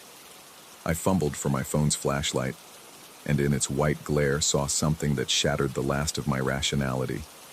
The chalk messages on the wall were moving, rearranging themselves as I watched. Letters flowing like liquid, forming new words. You're part of the recording now. I ran. I didn't stop until I reached my car, and I didn't stop driving until Portland was 200 miles behind me. I checked into a motel and tried to convince myself I'd had some kind of breakdown, that stress and isolation had finally snapped my hold on reality. But the recording devices told a different story. Every single one had captured the same thing. 43 seconds of my own voice, whispering words I'd never spoken. I learned to listen through the wood. Stay silent at 2:17. They know you're listening now. 3 months later, I received a letter forwarded from my old address. No return address, postmarked from a town I'd never heard of in Oregon. Inside, a single photograph of my basement closet, taken from the exact position where I'd stood that final night. The chalk messages were gone, but new words had appeared, carved directly into the wood with what looked like fingernails. Thank you for your contribution to the collection. I've never been back to Portland, but sometimes, always at 2:17 a.m., I wake to the sound of scratching in the walls of whatever room I'm sleeping in. It follows me now, this acoustic haunting, this impossible storage device that Pike discovered and I somehow activated. The scratching spells out the same message every night, letter by letter. The house remembers everything. And in the silence that follows, I can hear my own voice whispering back from impossible distances, adding to the collection, part of the recording now and forever. Sometimes I wonder if Pike is still out there somewhere, listening to his own voice scratched into the walls of whatever new place he's found. Sometimes I wonder if that's what I'm destined for, an endless migration from house to house, each one learning to remember, each one adding my voice to its collection. But mostly, I just try not to listen. Because once you learn to hear the walls speak back, you can never unhear what they have to say. Story 7. The water off Key Largo holds secrets that daylight mercifully conceals. 23 years I've been leading night dives in these waters, and I thought I'd seen everything the darkness could offer. The bioluminescent plankton that paint trails of blue fire behind your fins, the nocturnal hunters that emerge from coral caves like ghosts, the way sound travels differently in the black, creating echoes where there should be none. But nothing had prepared me for what we encountered that humid August evening when the moon hung like a sliver of bone against the star-drunk sky. The group was smaller than usual, just 4 certified divers including myself. Jake, a retired Coast Guard veteran with steady hands and nerves to match. Red, whose actual name I'd forgotten years ago, but whose crimson beard made the nickname inevitable. And Tommy, barely 21 but already logging more bottom time than most instructors. Good divers, all of them. The kind who listened to briefings and followed protocols without question. I should have questioned the stillness of the surface that night. The water stretched flat as black glass in every direction, not a ripple disturbing its mirror-like perfection. Even the usual evening breeze had died to nothing, leaving the air thick and oppressive.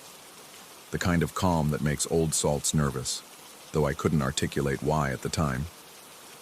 Our boat, Meridian's Call, sat anchored over the edge of a steep drop-off where the continental shelf plunges into the Gulf Stream's ancient depths. Below us, the reef sloped from 30 feet down to infinite black, a landscape of coral formations that twisted into shapes the mind struggled to interpret in the wavering beam of dive lights. The pre-dive routine felt off from the beginning.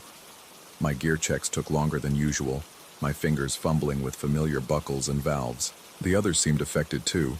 Red kept adjusting his mask even though it sat perfectly, and Tommy's usual chatter had died to muttered equipment confirmations.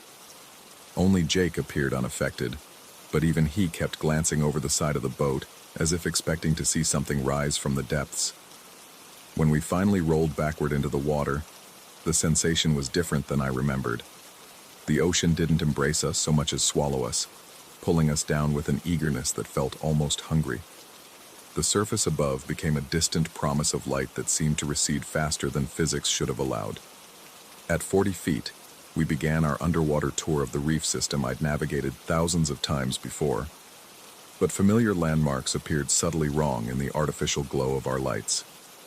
Coral formations I could have drawn from memory seemed shifted, rotated, as if the entire landscape had been rearranged while we weren't looking.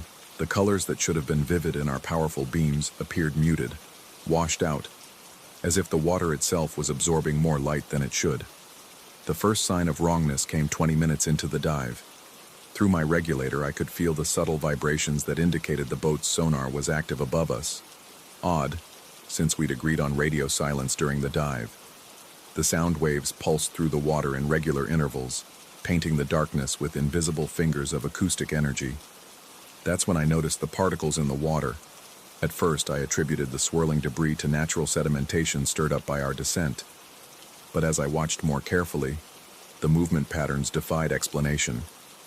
Instead of settling or drifting with the current, the suspended matter moved in perfect spirals, as if something massive was circulating below us, just beyond the reach of our lights. I signaled the group to hold position and switched on my powerful primary light, the 3,000 lumen beam cutting through the black like a sword.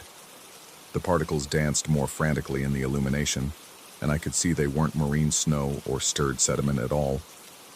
They were scales.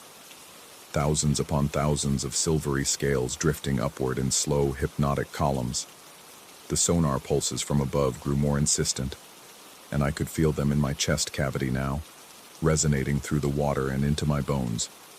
The rhythm had changed from regular sweeps to something more urgent, more focused. Whatever was down there, the boat's equipment had locked onto it. I checked my depth gauge, 65 feet. We were approaching the edge of recreational diving limits, but the reef's embrace pulled us deeper with each fin kick. The black below us seemed less like an absence of light, and more like a presence in itself, a living darkness that watched and waited. That's when I saw it move. The shadow passed beneath us so quickly I almost dismissed it as a trick of the light. But the displacement of water was unmistakable. Something enormous had just swept past our position, something that moved with purpose and intelligence. The bow wave of its passage rolled over us seconds later, a gentle but undeniable confirmation that we were no longer alone in the deep. I quickly signaled the others to form a star pattern, our emergency ascent formation where each diver maintains visual contact while preparing for rapid surface evacuation. But as we arranged ourselves, Tommy's light beam swept across something that made my blood turn to ice water. A mouth, just the edge of it, barely caught in the periphery of illumination before the creature moved away. But in that brief glimpse, I saw teeth the size of railroad spikes arranged in perfect rows, each one gleaming with a phosphorescent coating that made them glow like underwater beacons. What paralyzed me wasn't the obvious predatory capability of those jaws. It was what I saw embedded along what I could only assume was the creature's hide, a neat row of fishing hooks, dozens of them, protruding from flesh like some grotesque jewelry. They caught our lights and threw back brilliant reflections, creating a constellation of metallic stars against the black. The hooks weren't random debris or feeding scars. They were arranged too deliberately, too perfectly spaced, like a collar or necklace worn by something that understood ornamentation. The sonar pulses above us reached a fever pitch, and through the water I could hear the distant rumble of the boat's engines starting. That was wrong. Dead wrong. Jake had been designated as surface watch, and he would never start the engines while divers were down. The protocol was absolute. Engines off until all souls were aboard. But Jake was floating 3 feet to my left, his wide eyes reflecting my own growing panic in the beam of his flashlight. I gave the emergency ascent signal, and we began our rise to the surface. But as we climbed, I became aware of being followed. Not pursued. Followed. The presence below us kept pace, staying just outside the reach of our lights but close enough that we could feel its displacement through the water. It was studying us, I realized with growing dread, learning from us. At 30 feet, we paused for our safety stop, hanging in the blue-black void while our bodies processed the nitrogen we'd accumulated during the dive. Below us, the shadow continued its lazy circling, and I found myself hypnotized by the rhythm of its movement. The creature moved like something ancient, something that had been circling these waters for far longer than human memory could reach. During those 3 eternal minutes of decompression, Red's light beam caught something else, more hooks, but these were different, newer, shinier. Some still bore traces of fishing line, and one had a plastic lure attached that I recognized as a design that had only hit the market the previous month. The implications settled over me like a physical weight. This thing had been collecting hooks from fishing lines, from boats that passed overhead, from fishermen who thought their gear had simply snagged on the bottom or been taken by large fish. How long had it been accumulating these trophies? How many boats had unknowingly contributed to its growing collection? When we finally broke the surface, gasping and spitting out our regulators, the first thing I noticed was the silence. The absolute, unnatural silence of a night ocean without even the whisper of wind or the lap of waves against our boat. The surface was still mirror smooth, reflecting the stars in perfect detail, as if we were floating in space rather than water. The second thing I noticed was that Meridian's call was pointing southeast. We had anchored boo to the northwest, with the current and wind. I had checked and double-checked the heading before we descended, noted the position of Polaris off our starboard bow. It was a habit born from years of careful navigation, the kind of detail that kept divers from surfacing to find their boat gone. But now our vessel sat at the opposite heading, as if it had somehow spun a complete 180 degrees while we were below. The anchor line stretched taut beneath us, still holding position over the same drop-off. But the boat itself had pivoted like a weather vane in a storm that had never come. As we climbed aboard, dripping and shaking from more than just the night air, I tried to rationalize what I'd seen. Current could shift an anchored boat, though not in glass-calm conditions. The anchor could have dragged and reset, though our GPS showed we were in exactly the same coordinates. The creature could have been a whale or large shark, and the hooks could have been random debris that only appeared organized in the confused scatter of underwater lighting. But rationalization crumbled when I checked the boat's sonar log.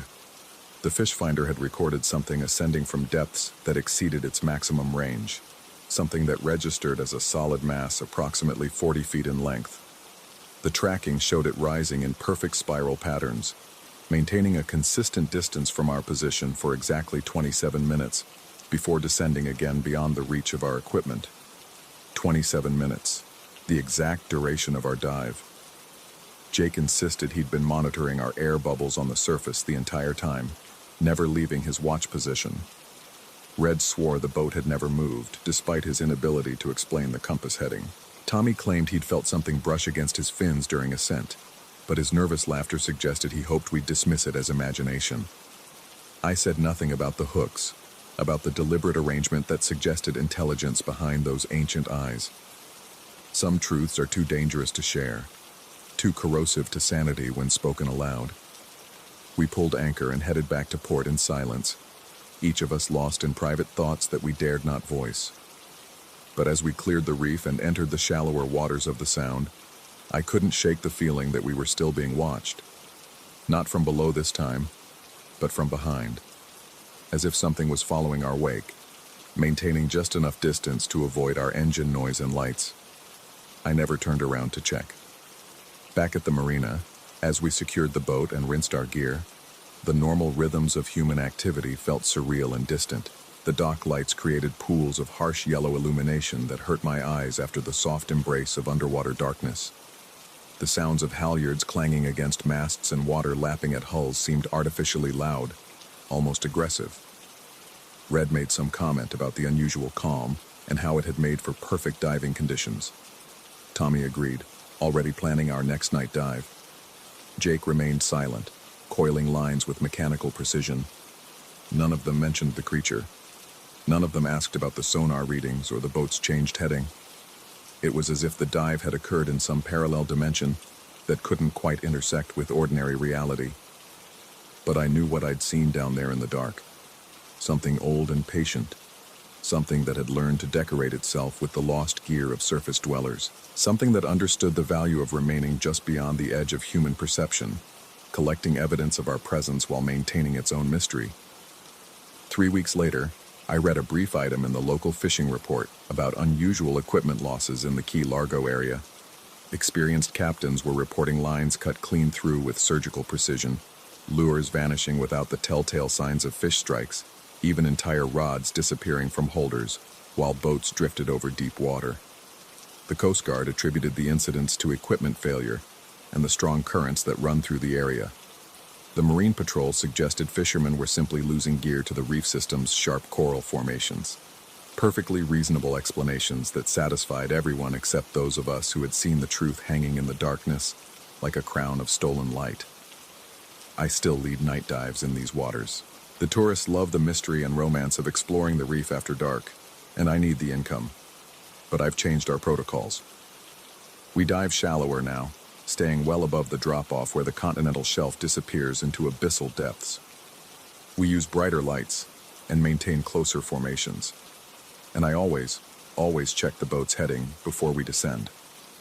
Sometimes, on especially calm nights, when the water lies flat and black beneath the stars, I catch glimpses of movement in my peripheral vision. Nothing definite, nothing I could describe in a report or explain to a skeptical audience. Just the suggestion of something large and patient, circling beyond the reach of our lights, adding to its collection one careful piece at a time. The hooks are still down there, I know, gleaming in the darkness like offerings to something that remembers when these waters held different secrets, when the reef sang different songs to those brave or foolish enough to listen. And sometimes, in the space between sleeping and waking, I wonder what it would be like to join that collection, to become another bright trophy in the creature's growing horde, another piece of evidence that humanity had passed this way and left its mark in the eternal dark. The thought should terrify me. Instead, it feels almost like an invitation.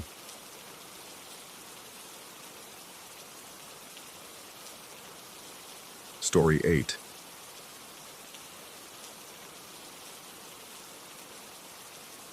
The invitation came on cream-colored paper, the kind that whispers of old money and careful planning. 3 colleagues from the firm had signed their names in fountain pen ink: Holbrook, Thorne, and Westfield. Each signature a study in controlled precision. They wanted me to join them for what they called a reconnection retreat at a cabin in Vermont's Northeast Kingdom, a place where cell towers feared to tread, and the internet was nothing more than a distant urban myth. I should have recognized the trap in their sudden camaraderie. For months, I'd felt their eyes tracking my movements around the office, their conversations dying the moment I entered a room. But the promise of isolation, of stepping away from the suffocating maze of corporate politics, proved too tempting to resist. I packed my bags on a Thursday evening, telling myself that 3 days in the wilderness might wash away the growing paranoia that had been clinging to my thoughts like smoke. The drive north took us through increasingly desolate stretches of highway, where convenience stores grew scarce, and the trees pressed closer to the asphalt with each passing mile. Holbrook drove with the steady concentration of a man following directions written in his own hand, while Thorne and Westfield maintained a conversation about quarterly projections that felt rehearsed, artificial. Every so often, one of them would glance back at me through the rearview mirror, their eyes holding something I couldn't quite identify. The cabin materialized from the forest like a photograph developing in slow motion. It squatted among towering pines and sugar maples, its weathered cedar siding the color of dried blood in the late afternoon light. Windows stared out from beneath a sagging roofline, their glass reflecting nothing but darkness. A wraparound porch circled the structure like a wooden moat, its boards warped and split from decades of harsh winters. Inside, the air hung thick with the smell of wood smoke and something else, something organic and slightly sweet that reminded me of flowers left too long in stagnant water. The living room stretched before us, dominated by a stone fireplace large enough to roast a pig. Furniture clustered around it in careful arrangements, leather chairs that had seen better decades, a couch upholstered in fabric that might once have been burgundy, and tables bearing the scars of countless coffee cups and cigarette burns. What caught my attention immediately was the radio. It perched on the mantelpiece like a black metal vulture, its chrome dials catching firelight in sharp winks. The antenna extended upward at an aggressive angle, reaching toward the ceiling as if straining to escape. Holbrook noticed my gaze and explained that it was their only connection to the outside world, a shortwave radio capable of picking up broadcasts from across the globe, though reception depended heavily on atmospheric conditions and the mysterious whims of the ionosphere. That first night passed uneventfully. We ate dinner from cans heated over the fire, drank whiskey from glasses that someone had thoughtfully pre-positioned, and spoke about work with the careful neutrality of diplomats discussing trade agreements. I noticed that none of them seemed particularly interested in sleeping, preferring instead to nurse their drinks while shadows danced across the cabin walls. When I finally announced my intention to retire, their synchronized nods felt like a dismissal, I slept poorly, if at all. The cabin settled around me with the random groans and sighs that old buildings make in the darkness. But something about the sounds felt deliberate, orchestrated. Through the thin walls, I could hear the murmur of voices from the living room, though I couldn't make out individual words. The conversation continued until dawn, a steady undertone that wove itself into my restless dreams. The second day brought a change in the weather and a corresponding shift in my companion's behavior. Clouds gathered overhead like gathering cloth, blocking out the sun and casting the forest into premature twilight.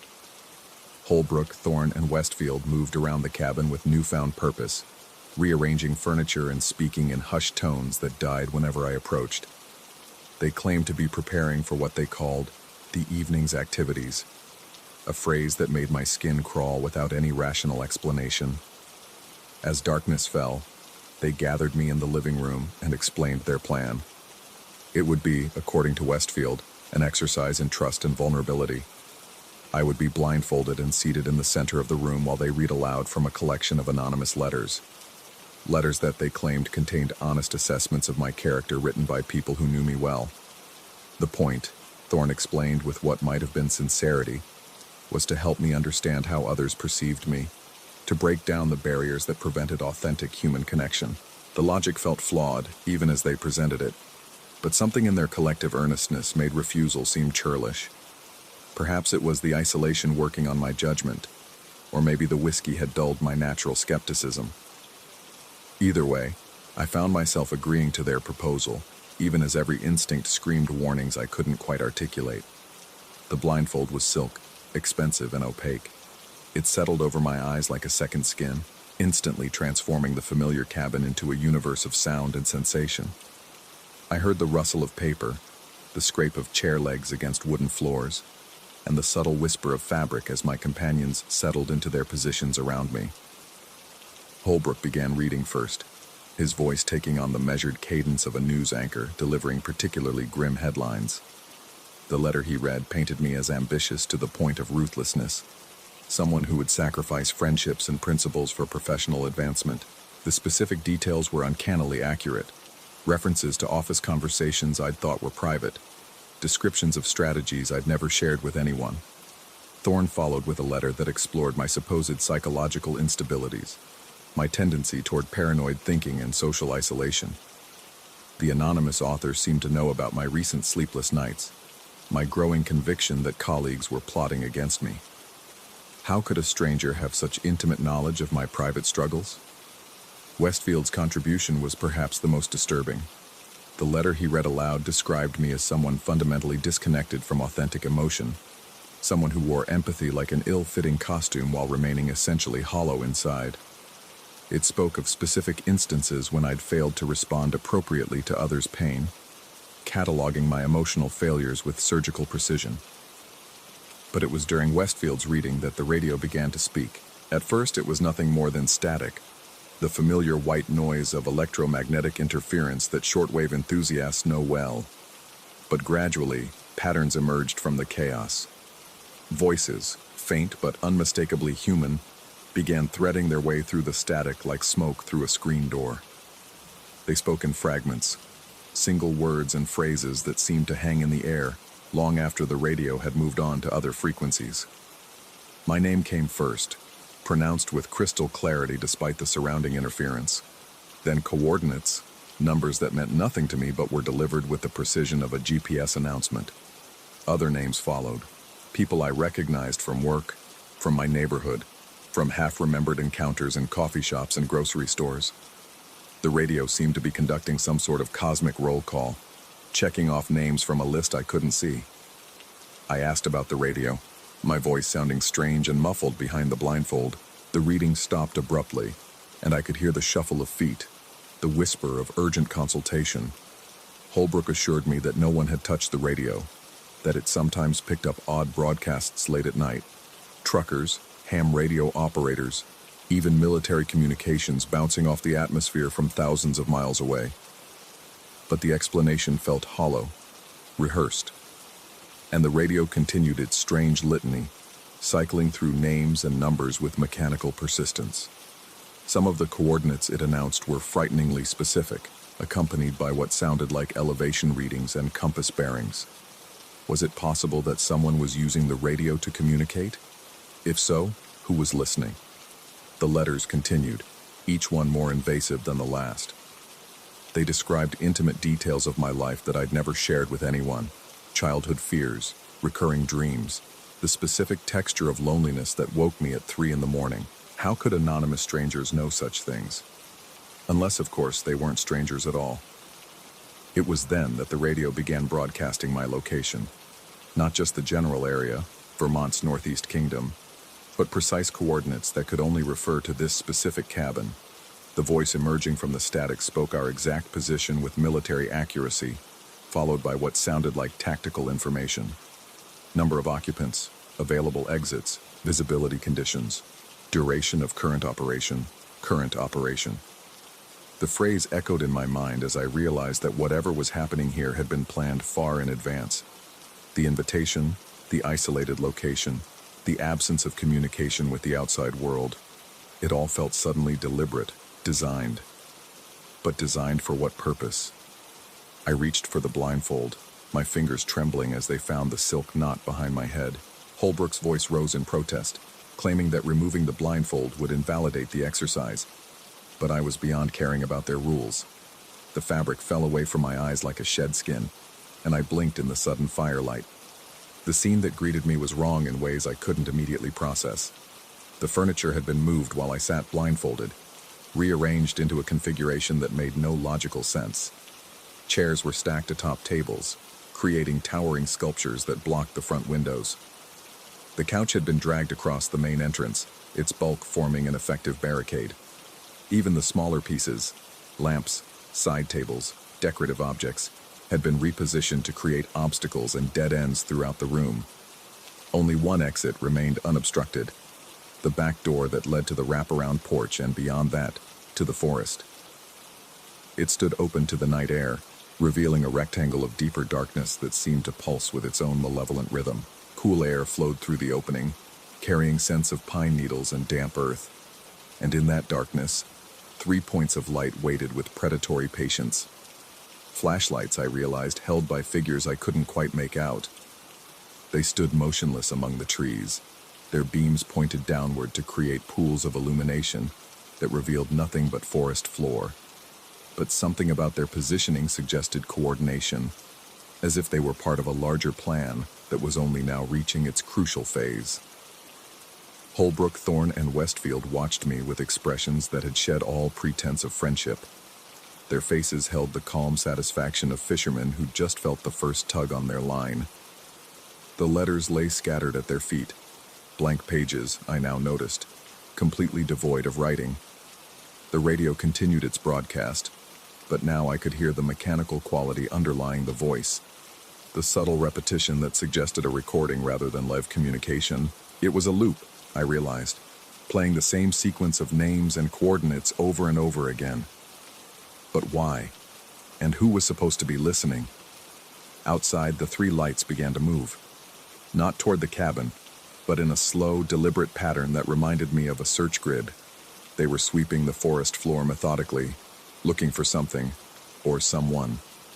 The possibility that they were waiting for me to run suddenly seemed less like paranoid fantasy and more like cold reality.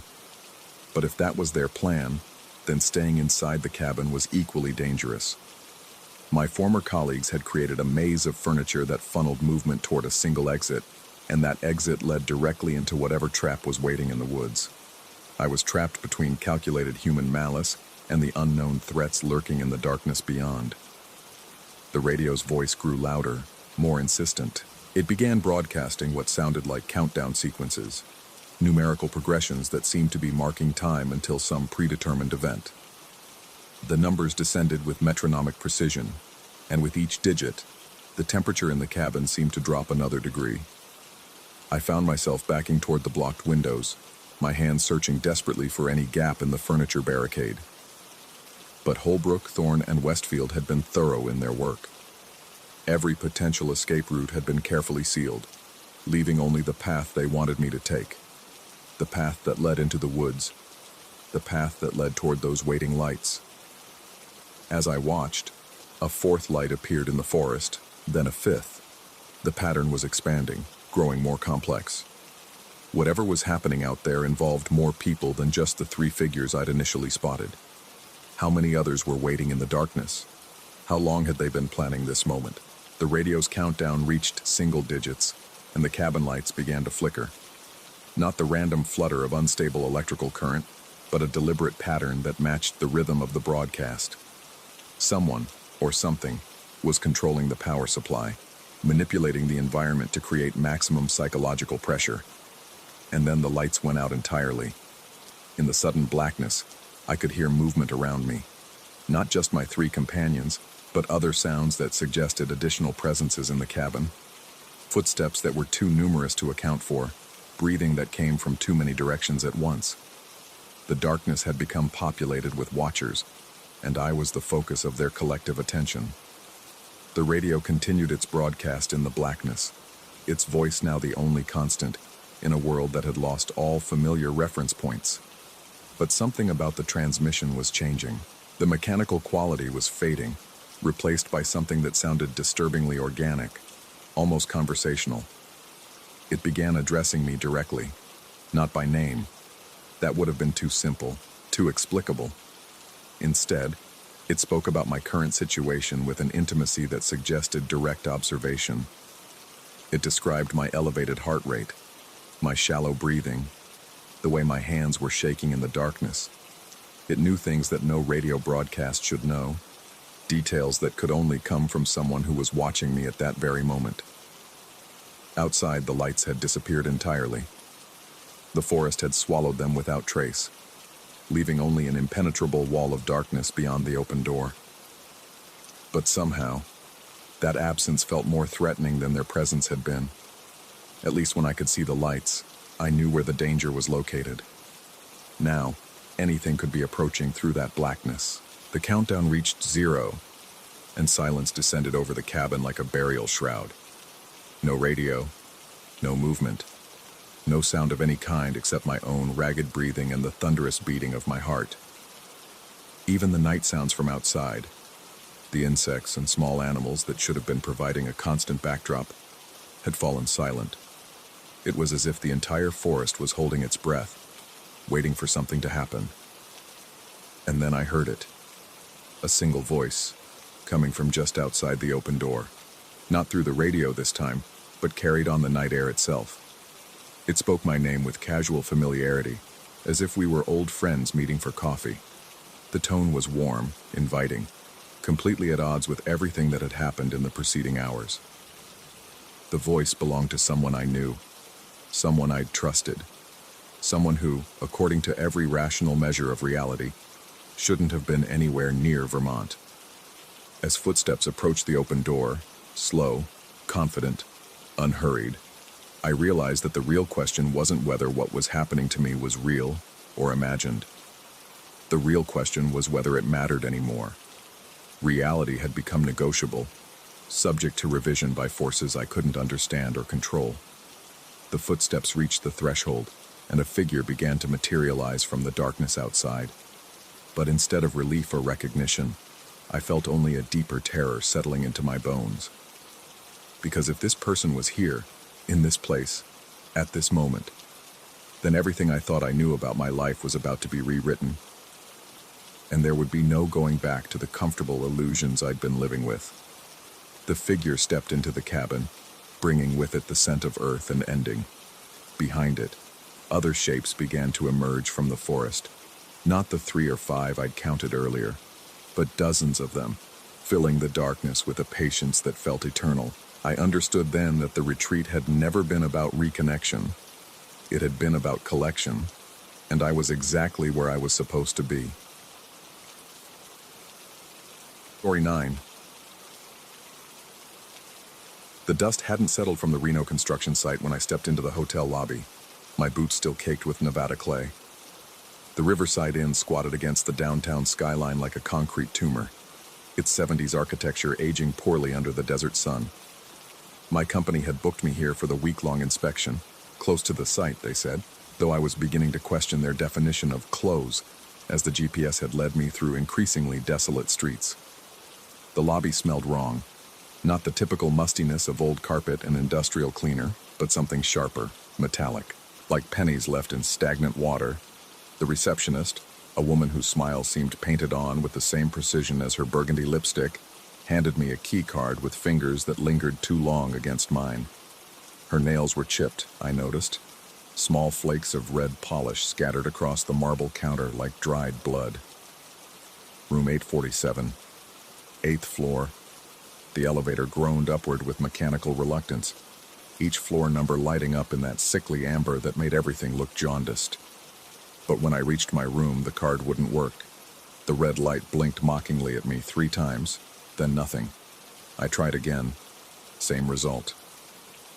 The hallway stretched in both directions, doors identical except for their brass numbers, all slightly tarnished, all slightly askew. By the time I made it back downstairs, my shirt was damp with sweat that had nothing to do with the Nevada heat. The woman at the desk had vanished, replaced by a younger man whose eyes never quite met mine when he mumbled something about system issues and try again later. The suggestion to grab a drink at the bar came with a gesture toward a dimly lit space adjacent to the lobby, where amber light spilled through a doorway like honey through a crack. The bar existed in permanent twilight. No windows, just dark wood paneling that absorbed light rather than reflecting it. The air conditioning hummed with an irregular rhythm that made me think of labored breathing.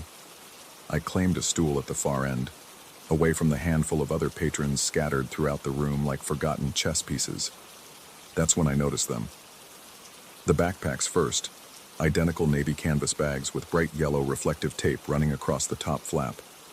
3 of them, maybe 4, positioned beside different tables with military precision. The tape caught what little light there was and threw it back in sharp, almost aggressive flashes. Construction workers, I told myself. Makes sense. We were all here for the same reason, weren't we? But construction workers don't typically wear their hard hats in hotel bars. The man approached before I could process this observation fully. White hard hat gleaming under the bar's amber lights. Work clothes too clean for someone who'd spent the day on a construction site. His smile stretched too wide, revealing teeth that seemed too numerous, like a shark's mouth crammed into human proportions. From his back pocket, he produced 3 key cards. Not 1, not 2, but exactly 3. He laid them on the bar in a perfect line, each card identical to the others, each bearing the Riverside Inn logo. The plastic reflected the light from those damned backpack stripes, creating small lightning bolts of yellow across their surfaces. He slid one toward me without speaking, that smile never wavering. Up close, I could see that his hard hat wasn't just clean, it was pristine. Factory new. The kind of pristine that suggested it had never seen actual work, never been scuffed by real labor or marked by the honest wear of a construction site. Thanks, but I've got one, I said, patting my shirt pocket where my malfunctioning keycard rested. My voice sounded strangely hollow in the space, as if the dark wood was absorbing that too. His smile flickered, just for a moment, like a television changing channels. Behind him, the bartender, a thin man with premature gray streaks and nervous hands, suddenly became very interested in the television mounted in the corner. He grabbed the remote with movements too quick, too jerky, and clicked through channels with mechanical precision until he reached static. Pure white noise static. The sound filled the bar like radio interference, drowning out the air conditioning's irregular breathing.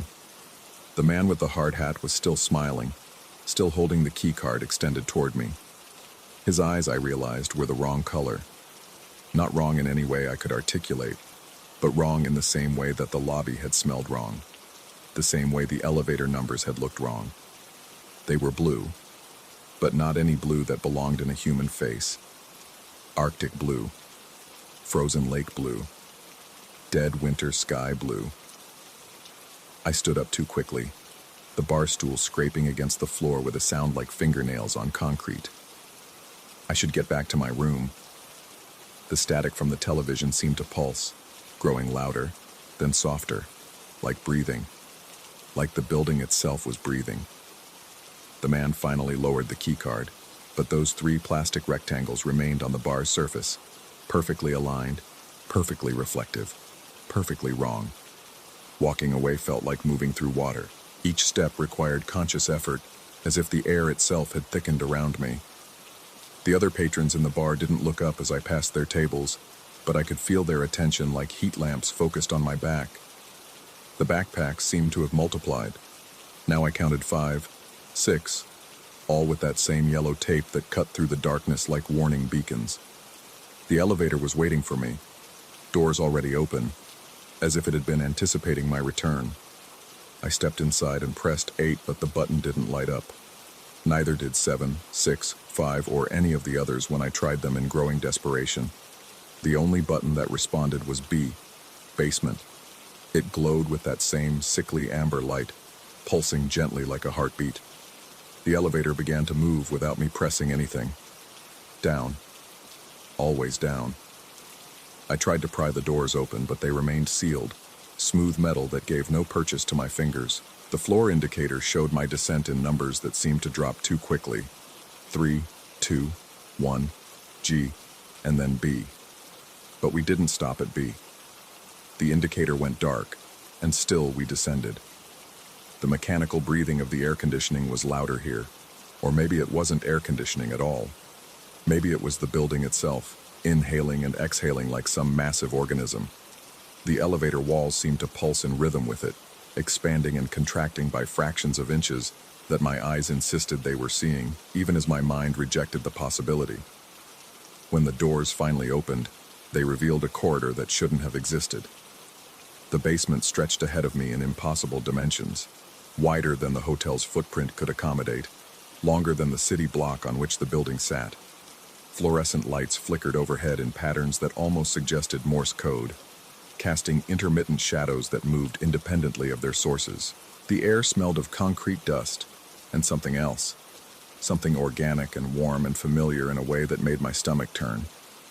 The corridor was lined with doors, each bearing a number that made no mathematical sense. Room 7, room 1. The brass numbers were tarnished like those upstairs, but here they seemed to writhe in the inconsistent light, twisting into shapes that hurt to look at directly. I walked because there was nothing else to do.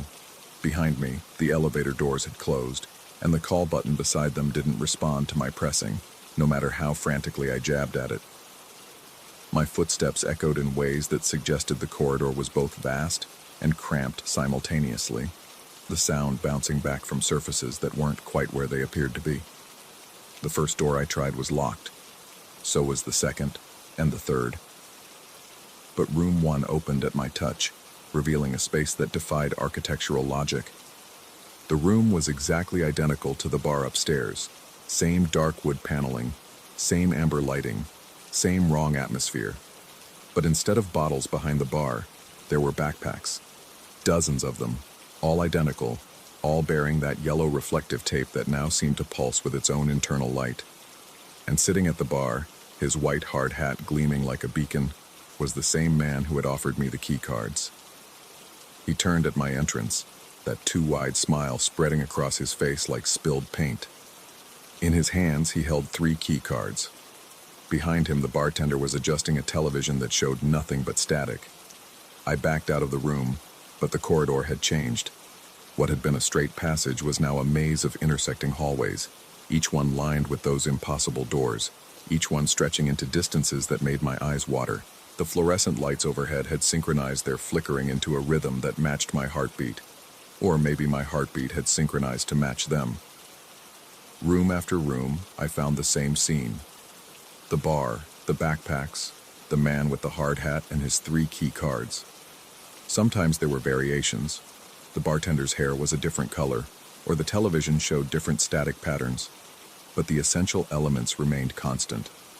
Like a record skipping, repeating the same few seconds of music over and over until the repetition itself became a kind of torture. My phone had no signal down here. The time display showed numbers that couldn't be right. 2573, 1499, 642.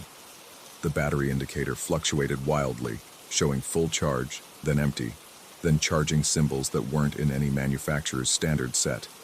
In what might have been the 15th iteration of the room, or the 50th, I finally spoke to the man with the hard hat. My voice came out as a whisper. barely audible over the television static that had become the soundtrack to this endless repetition. "What do you want?" His smile widened impossibly, revealing not teeth, but perfect white rectangles that caught the amber light and threw it back in precise geometric patterns. From his pocket, he produced 3 key cards and placed them on the bar with movements too fluid, too precise, like a machine programmed to mimic human gesture. "Room 847, he said, and his voice was the sound of concrete settling, of foundations shifting, of buildings growing tired and deciding to give up. "You wanted room 847. I picked up one of the key cards. It was warm to the touch, warm like living flesh, and the hotel logo seemed to move slightly when I wasn't looking directly at it. "This will get me to my room?" The static from the television grew louder, until it was all I could hear, all I could think. The man nodded, that terrible smile never wavering, and I understood that this was the choice I'd been brought here to make. Not between right and wrong, not between safe and dangerous, but between the nightmare I knew and the nightmare I didn't. I used the key card.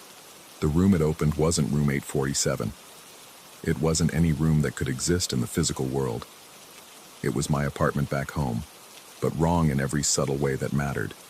The furniture was the same, but positioned with mathematical precision. The photographs on the walls showed my face, but the eyes in those pictures were Arctic blue, frozen lake blue, dead winter sky blue. And on the coffee table, arranged in a perfect line, were 3 key cards from the Riverside Inn. I'm writing this now sitting in my apartment that isn't quite my apartment, looking at those key cards that I know I'll eventually have to use. The television shows nothing but static, no matter what channel I turn to. Outside my window, Reno stretches into the distance, but the construction site is gone. In its place is another Riverside Inn, identical to the first, and another beyond that, stretching to the horizon like an infinite series of reflections. The air conditioning breathes with that same irregular rhythm. In my closet, I found a white hard hat that I don't remember buying. It's factory new, pristine, the kind that has never seen real work. Sometimes in the static on the television, I can see the bar. The man is still there, still smiling, still waiting with his 3 key cards. And sometimes, just sometimes, I think I can see myself sitting across from him, accepting what he offers, starting the whole sequence again. The key cards on my coffee table are warm to the touch. I think they're waiting for me to use them. I think I want to use them. I think I already have. Story 10. The first time it happened, I assumed it was an accident. I was rushing through the glass corridors of Building 7, my badge swaying against my chest with each hurried step, when I felt the sudden pressure, a firm touch against the plastic card, followed by the distinct scratch of pen on laminate. The sound cut through the ambient hum of climate control and distant keyboards like fingernails on a chalkboard. When I looked down, a thin red line had appeared across the top of my badge, precisely where my throat would be if the card were flush against my neck. The mark was deliberate, surgical in its precision, drawn with the kind of red ink that reminded me of the pens teachers used to grade papers in elementary school. I spun around, but the corridor stretched empty behind me, filled only with the soft blue glow of the LED strips embedded in the ceiling. The polished concrete floor reflected nothing but my own bewildered face. My footsteps echoed back at me as I walked toward the elevator bank, the sound seeming to bounce off surfaces that shouldn't have been able to produce such sharp reverberations. That was Tuesday. Wednesday brought the van ride. The shuttle system at our campus was a marvel of efficiency. Gleaming white vehicles that glided silently between buildings on predetermined routes, their interiors designed with the same minimalist aesthetic that defined our workspace. I usually sat in the 3rd row, left side, where I could watch the landscaped grounds roll past through windows tinted just dark enough to make the outside world seem like a perpetual twilight.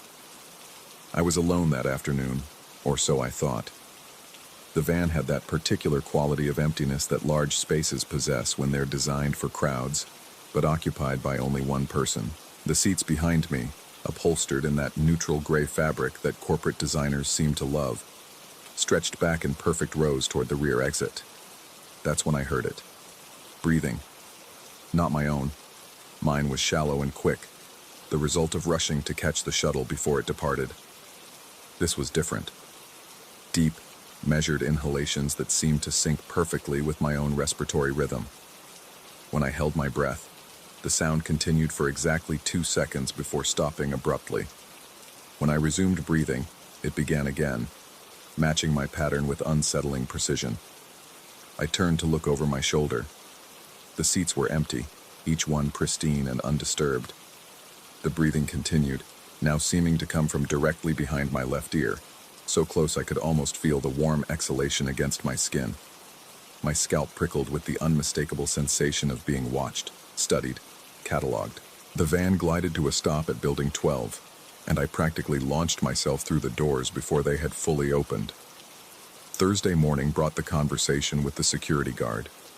I'd seen him before. A tall man with graying temples and the kind of patient expression that suggested he'd spent years listening to employee complaints about everything from parking assignments to broken coffee machines. He approached me near the main entrance, his steps deliberate but unhurried. The guard suggested in the gentle but firm tone that security personnel seemed to master that I might want to vary my route for the next few days. Perhaps take the eastern pathway instead of my usual western route through the courtyard. Maybe use the stairs instead of the elevator. Just for a few days, he said, while they looked into some security concerns. When I asked what kind of concerns, his eyes shifted slightly to the left, not quite meeting my gaze. He mentioned something about reviewing camera footage, checking access logs, routine stuff. Nothing to worry about, he assured me, but it would be better if I mixed things up a bit. I wanted to ask about the red mark on my badge, about the breathing in the van, but something in his expression warned me against it. There was a careful neutrality there, the kind of professional mask that suggested he already knew more than he was saying. That night, I barely slept. Every sound in my apartment seemed amplified. The hum of the refrigerator, the tick of the wall clock, the settling of the building's frame. I found myself checking the locks on my door 3 times before finally crawling into bed. And even then, I couldn't shake the feeling that someone was taking notes about my behavior, documenting my routines with clinical precision. Friday morning, I discovered the room. I'd been following the security guard's advice, taking different routes through the building, when I got turned around near the testing labs on the 4th floor. The corridors in that section all looked identical. White walls, gray carpeting, numbered doors with small windows that revealed nothing but darkness beyond the glass. I was looking for a stairwell when I found the door that shouldn't have existed. Room 427B. The designation didn't match the numbering system used elsewhere in the building. I pressed my face to the small window, cupping my hands around my eyes to block out the hallway's fluorescent glare. Inside was my desk. Not a desk like mine, my actual desk, down to the specific arrangement of monitors, the coffee stain on the left corner that I'd never been able to completely clean, and the small succulent plant that my sister had given me 6 months ago.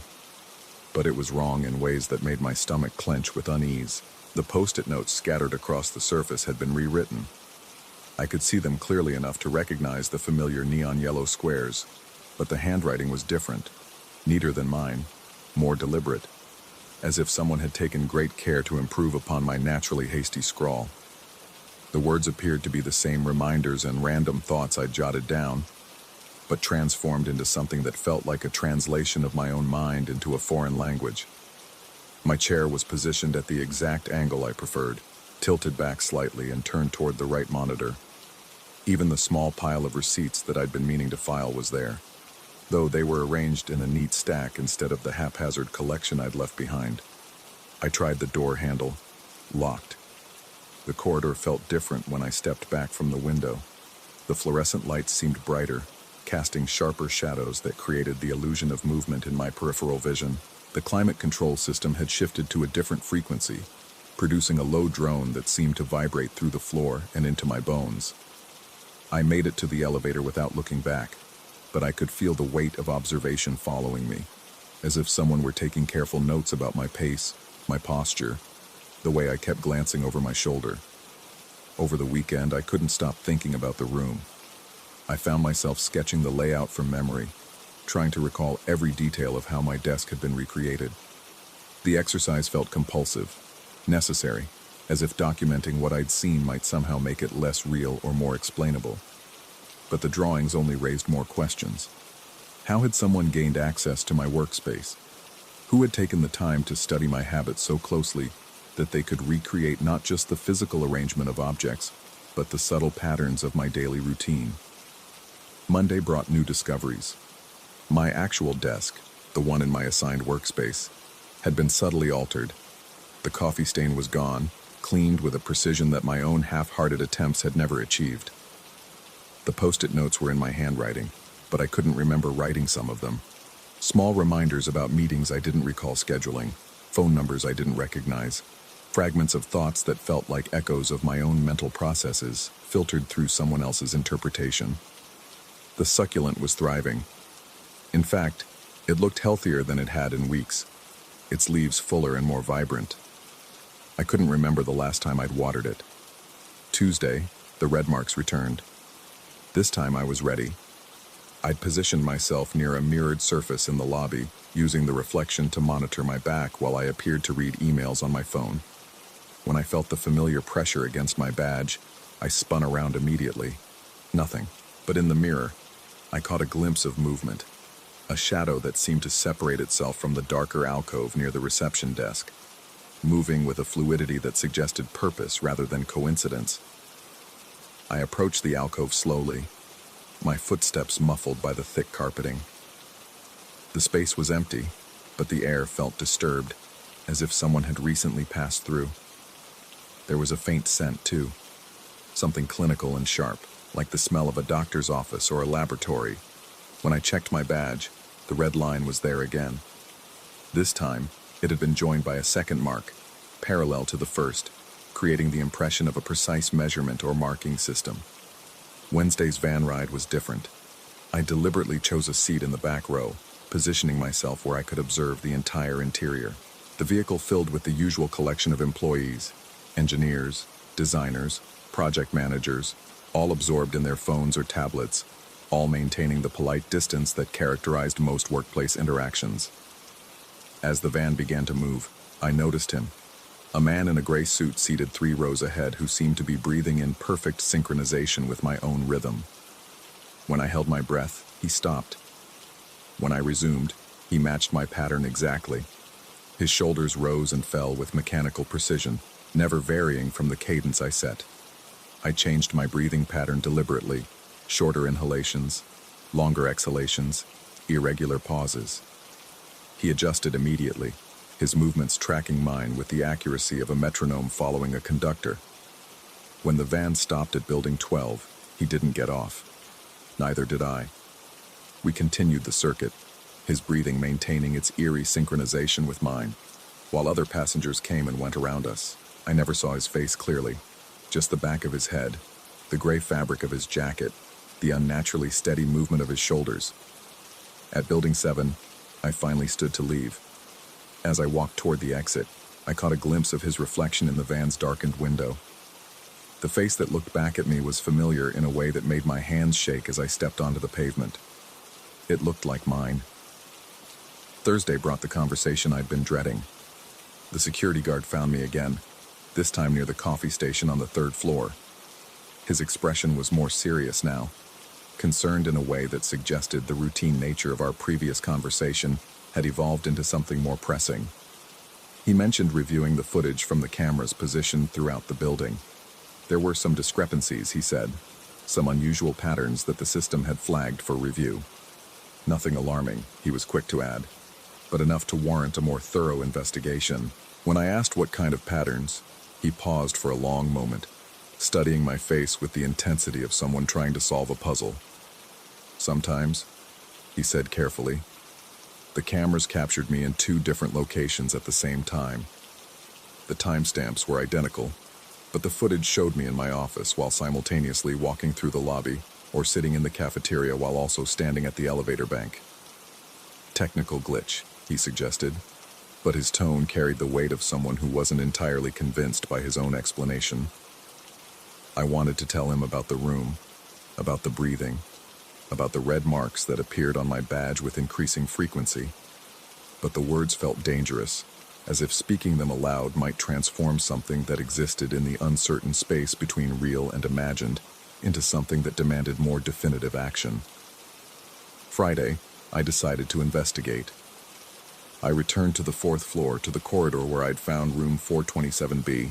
This time, I came prepared with a small flashlight and a smartphone camera, determined to document whatever I might find. The door was exactly where I remembered it, but the number had changed. 427C now, as if the room had shifted slightly along some dimensional axis that allowed for subtle alterations in its fundamental identity. Through the window, my desk was still there, but the arrangement had evolved. The post-it notes had multiplied, covering more of the surface in neat, orderly rows. The handwriting was becoming more like mine, not quite identical but closer, as if someone were practicing, refining their imitation through careful repetition. A new addition caught my attention. A notebook lay open beside the keyboard, its pages covered with what appeared to be observations about my behavior. I could make out fragments through the glass, timing notes, descriptions of my routines, sketches of my facial expressions in various situations. The handwriting was the same careful script I'd seen on the rewritten post-it notes. As I watched, a pen moved across the page. Not held by a hand, just a pen, writing by itself, recording observations in real time. The words appeared in measured strokes. Subject observing from hallway. Posture tense. Breathing elevated. Duration of observation, 43 seconds and continuing. I stepped back from the window, my heart hammering against my ribs. The pen continued writing, though I could no longer see the specific words being recorded. The weekend passed in a haze of sleepless hours and growing certainty that I was either losing my mind or caught in something far worse than simple paranoia. By Monday, the red marks on my badge had formed a complete outline around my neck. I showed up for work that morning with the grim determination of someone who had exhausted all rational explanations and was ready to confront whatever impossible truth awaited. The familiar routines of the office felt like performance art, going through the motions of normalcy, while something fundamental had shifted beneath the surface of ordinary reality.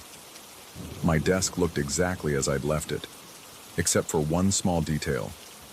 The notebook from room 427B was there, positioned where my usual notepad belonged. I opened it with trembling fingers.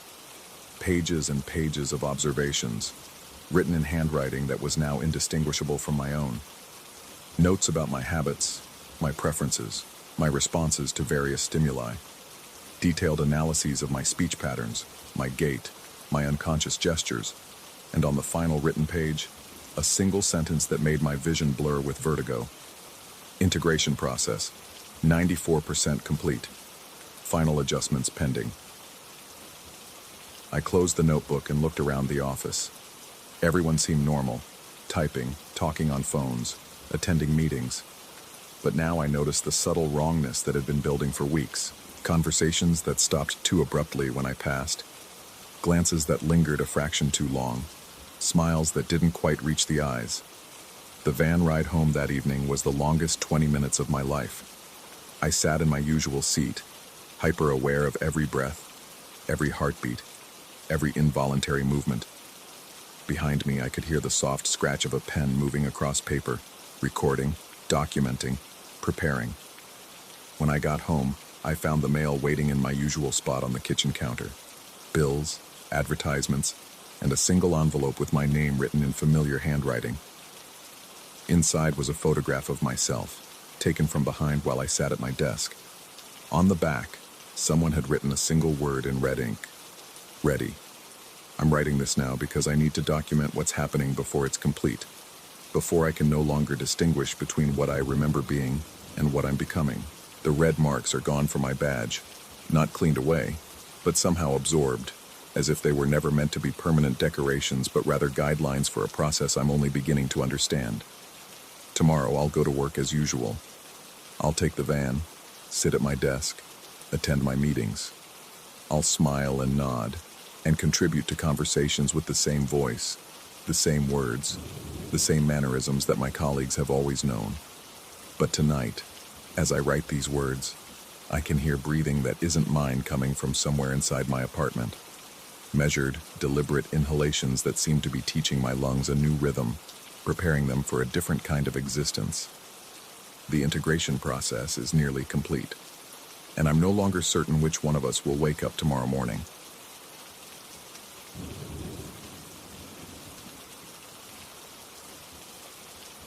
Story 11. The Spanish moss hung like funeral shrouds from the live oaks lining Abercorn Street, filtering the afternoon light into sickly yellow patches that danced across the cracked sidewalk. I'd been living in Savannah for 3 months, renting the second floor of a Victorian row house that creaked with every breath of wind. The locals called it character. I called it unsettling. The house on the corner had earned itself a reputation among the neighbors, something about how it seemed to watch you walk by. Mrs. Whitmore from next door mentioned it the day I moved in, her voice dropping to a whisper as she nodded toward the imposing 3-story structure with its ornate ironwork and weathered brick facade. The windows reflected the afternoon sun like lidless eyes, and I understood what she meant. There was something deliberate about the way shadows gathered in its recesses, something that made your skin crawl if you stared too long. I hadn't planned on photographing it. The listing for my Honda needed pictures, and I'd parked out front purely by chance. The corner provided good lighting, and I needed to sell the car before my next rent payment. As I crouched down to capture the vehicle's profile, the camera's viewfinder swept across the house's second-floor windows.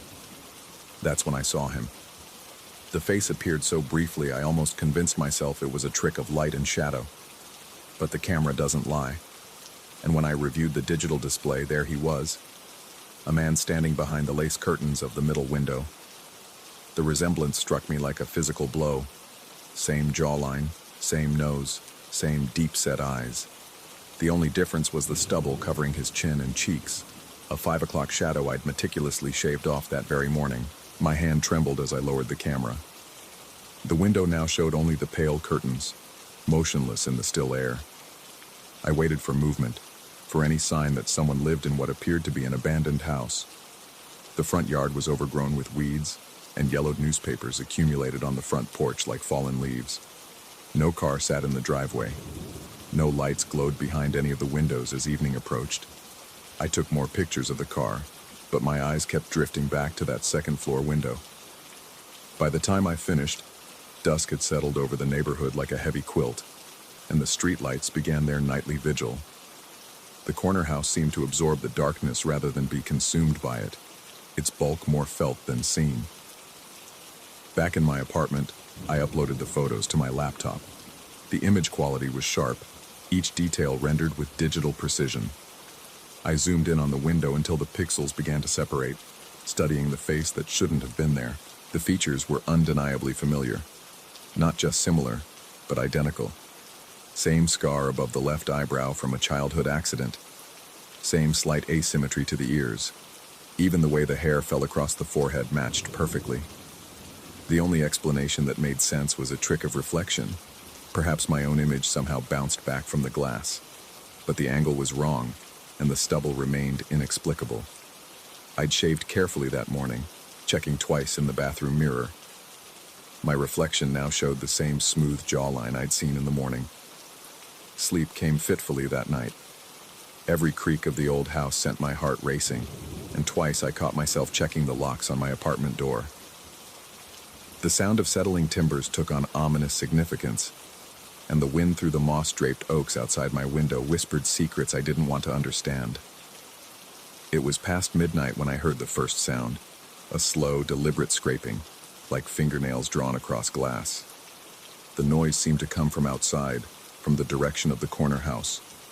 I pressed my face to my bedroom window, but the angle only allowed a partial view of the neighboring structure. The street lay empty under the amber glow of the streetlights, and shadows pooled in doorways like spilled ink. The scraping came again, more pronounced this time, followed by what sounded like a window sash being raised. My skin crawled with the certainty that something was wrong, that the normal nighttime sounds of the neighborhood had been replaced by something deliberate and watchful. I grabbed a flashlight and crept downstairs, my bare feet silent on the worn wooden steps. The front door's deadbolt turned with a soft click, and I stepped onto the porch. The night air was thick with humidity and the cloying scent of jasmine. Crickets chirped in the distance, but the immediate area around the corner house seemed strangely quiet, as if even the insects sensed something amiss. The flashlight beam swept across the house's facade, illuminating peeling paint and rust stains that looked like tears in the artificial light.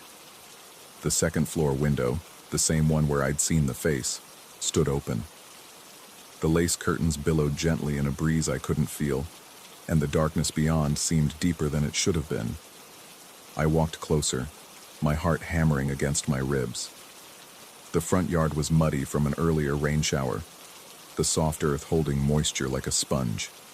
I shined the light down, looking for footprints, for any sign that someone had been moving around the property. The ground showed only the undisturbed impressions of raindrops and the meandering trails left by insects. But when I looked up at the open window, my blood turned to ice water in my veins. Handprints. 5 distinct finger marks pressed against the inside surface of the glass, as if someone had placed their palms flat against the window and pushed. The prints were fresh, clearly defined in the condensation that had gathered on the inner surface. No one could have made those marks from outside. I stood there for what felt like hours, the flashlight beam wavering as my hands shook. The logical part of my mind searched for explanations. Maybe someone was squatting in the house. Maybe the marks were old and only now visible due to the humidity. But the prints were too clear, too recent, and they matched the size and shape of my own hands perfectly. The curtains moved again, a subtle shift that could have been caused by air circulation inside the house, or by someone stepping away from the window. I called out, my voice barely above a whisper, asking if anyone was there. The only response was the distant sound of a car passing several blocks away. I retreated to my apartment, but sleep was impossible. Every shadow seemed to move independently, and the familiar sounds of the old building took on sinister overtones. I found myself checking and rechecking the locks, peering through the peephole until my eye ached from the strain. The next morning brought no relief. Exhaustion weighed on my shoulders like a lead blanket, and the mirror in my bathroom reflected hollow eyes and pale skin. I shaved carefully, as had become my ritual, but couldn't shake the feeling that I was being watched. The reflection seemed to linger a moment too long after I moved away, and twice I spun around, expecting to find someone standing behind me. The corner house looked different in daylight, less ominous, but somehow more wrong. The open window from the previous night was now closed, the lace curtains hanging motionless behind clear glass. No trace remained of the handprints I'd seen, as if they'd been carefully wiped away or had never existed at all. I made coffee with hands that trembled slightly and tried to focus on normal activities. The car photos needed to be posted online, and I had work calls to return, but concentration proved impossible. My eyes kept drifting to the corner house, and I found myself studying every window for signs of movement. By afternoon, the compulsion to investigate had become overwhelming. I walked to the city records office and requested information about the property. The clerk, a middle-aged man with kind eyes, seemed puzzled by my questions, but was helpful enough. The house had been empty for over a year, he explained, ever since the previous owner had moved to a nursing facility. No one else had access to the property. I asked about the owner's appearance, describing what I'd seen in the window. The clerk's expression grew strange, and he studied me with obvious confusion. The resemblance was remarkable, he admitted. Almost like looking at the previous owner 40 years ago. The man had lived alone in the house for decades, rarely venturing outside except for necessities. The temperature in the records office seemed to drop 10 degrees. I thanked the clerk and left quickly, my footsteps echoing in the marble hallway like gunshots. The afternoon sun felt weak and distant as I walked back toward home, and shadows seemed to follow me regardless of my direction. That evening, I positioned myself at my window with a clear view of the corner house. The sun set behind a bank of clouds, painting the sky in shades of rust and gold that reminded me of dried blood. As darkness gathered, I watched the house settle into its nighttime vigil. No lights appeared in any of the windows. No movement disturbed the stillness. But at 11:47 p.m., I heard the scraping again. This time I was ready. The flashlight was charged, and I'd left my apartment door unlocked for quick access. I crept down the stairs and out onto the porch, my bare feet silent on the wooden boards. The night was cooler than the previous evening, and goosebumps rose along my arms as I approached the corner house. The second-floor window stood open again, the curtains moving in a breeze that touched nothing else. I aimed the flashlight beam at the glass and my heart nearly stopped. New handprints covered the inside surface. Not just one set, but dozens. They overlapped and intersected like a desperate message written in condensation and finger oils. Some were clear and distinct, while others appeared smeared, as if the person making them had been moving frantically. But it was the final detail that sent me stumbling backward, nearly dropping the flashlight. Among the chaotic pattern of handprints, words had been traced in the condensation. The letters were barely visible, written in what appeared to be fingertip impressions on the glass. "Get out, get out, get out." I ran back to my apartment, slamming the door behind me and throwing every deadbolt and chain lock. My breathing came in short, painful gasps, and sweat poured down my face despite the cool night air. I pressed my back against the door and tried to make sense of what I'd seen. The words could have been written by anyone, but the handprints were another matter entirely. They matched my hands perfectly, not just in size, but in the distinctive patterns of lines and whorls. I pressed my palms against my apartment window and compared the prints.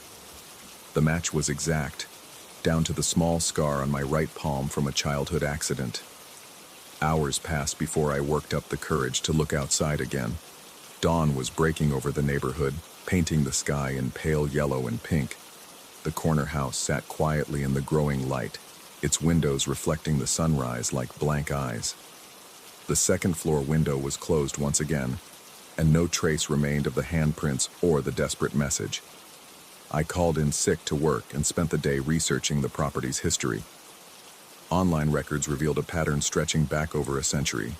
Single men, living alone, staying for decades before disappearing or dying under mysterious circumstances. The descriptions of the previous residents were eerily similar. Same height, same build, same facial features described in obituaries and police reports. The most recent owner had lived in the house for 37 years before being found wandering the streets in a state of confusion, claiming that someone else was living in his home. He'd been placed in a psychiatric facility and died there 6 months later, still insisting that his house had been stolen by an imposter. As the sun set on my second sleepless night, I made a decision. I would enter the house and confront whatever was happening. The not knowing was worse than any truth I might discover. I gathered a flashlight, a crowbar from my toolbox, and what remained of my courage. The front door of the corner house was locked, but the crowbar made quick work of the ancient deadbolt. The door swung open with a prolonged groan, revealing a hallway that stretched back into impenetrable darkness.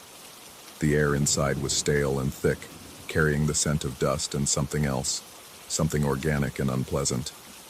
My flashlight beam revealed a staircase leading to the second floor, its banister worn smooth by decades of hands. Family photographs lined the walls, their glass darkened by age and grime. As I climbed the steps, each one creaking under my weight, I noticed that the faces in the photographs all looked familiar. Different time periods, different clothing styles, but the same features repeated in frame after frame. The second-floor hallway was narrow and oppressive, with doorways leading to rooms that gaped like open mouths in the darkness. I found the middle room, the one with the window where I'd seen the face. The door stood slightly ajar, and a thin line of pale light seeped through the crack. I pushed the door open and stepped inside. The room was furnished as a bedroom, but everything was covered in a thick layer of dust except for one area near the window.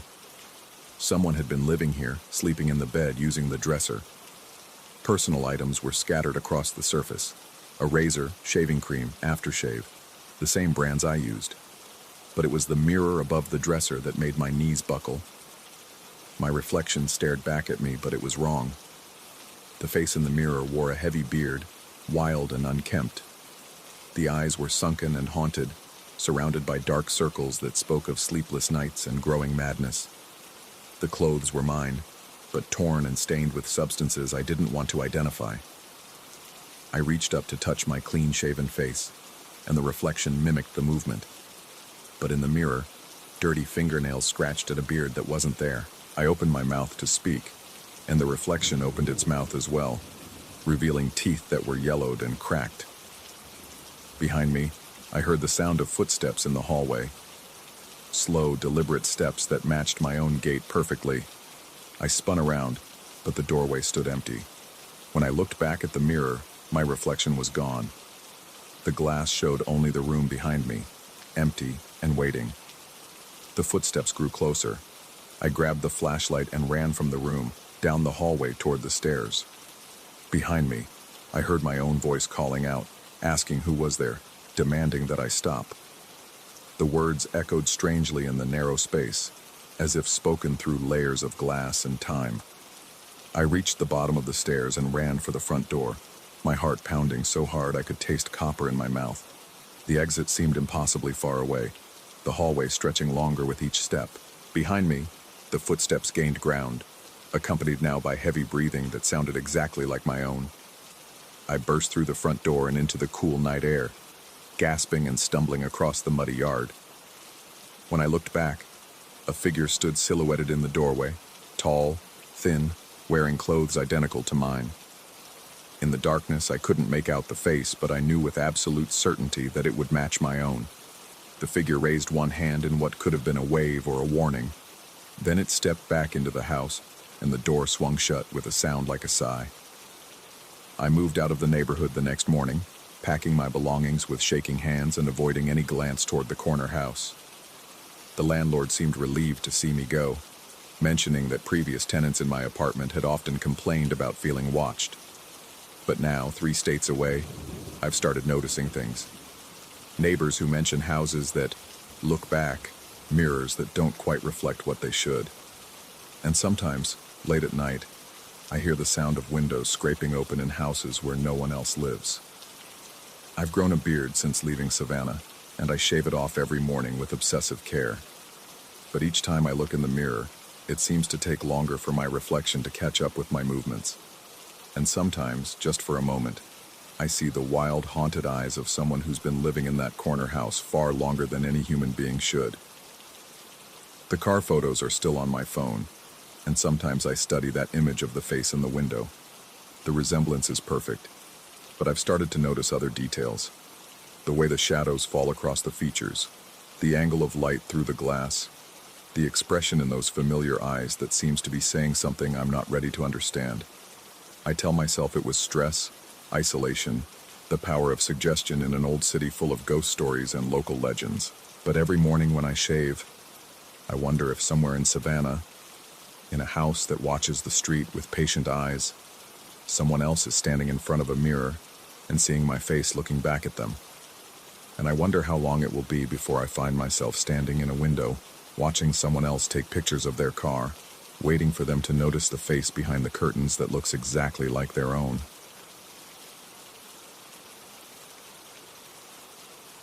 Story 12. The red sandstone walls of Zion pressed in around me like the ribcage of some ancient, slumbering beast.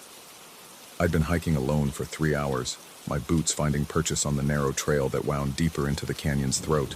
The October sun hung merciless overhead, turning the rock into a furnace that radiated heat in waves I could taste on my tongue. Metallic and dry, like blood and dust. I should have turned back when the other hikers disappeared from view an hour ago. Should have listened to the park ranger's warning about taking the unmarked spur trail that branched off from the main route. But something had pulled me forward, a compulsion I couldn't name, as if the canyon itself was calling. The silence here was absolute. Not the peaceful quiet of nature, but something heavier, more deliberate. Even my footsteps seemed muffled, swallowed by the towering walls that stretched up into narrow ribbons of blue sky.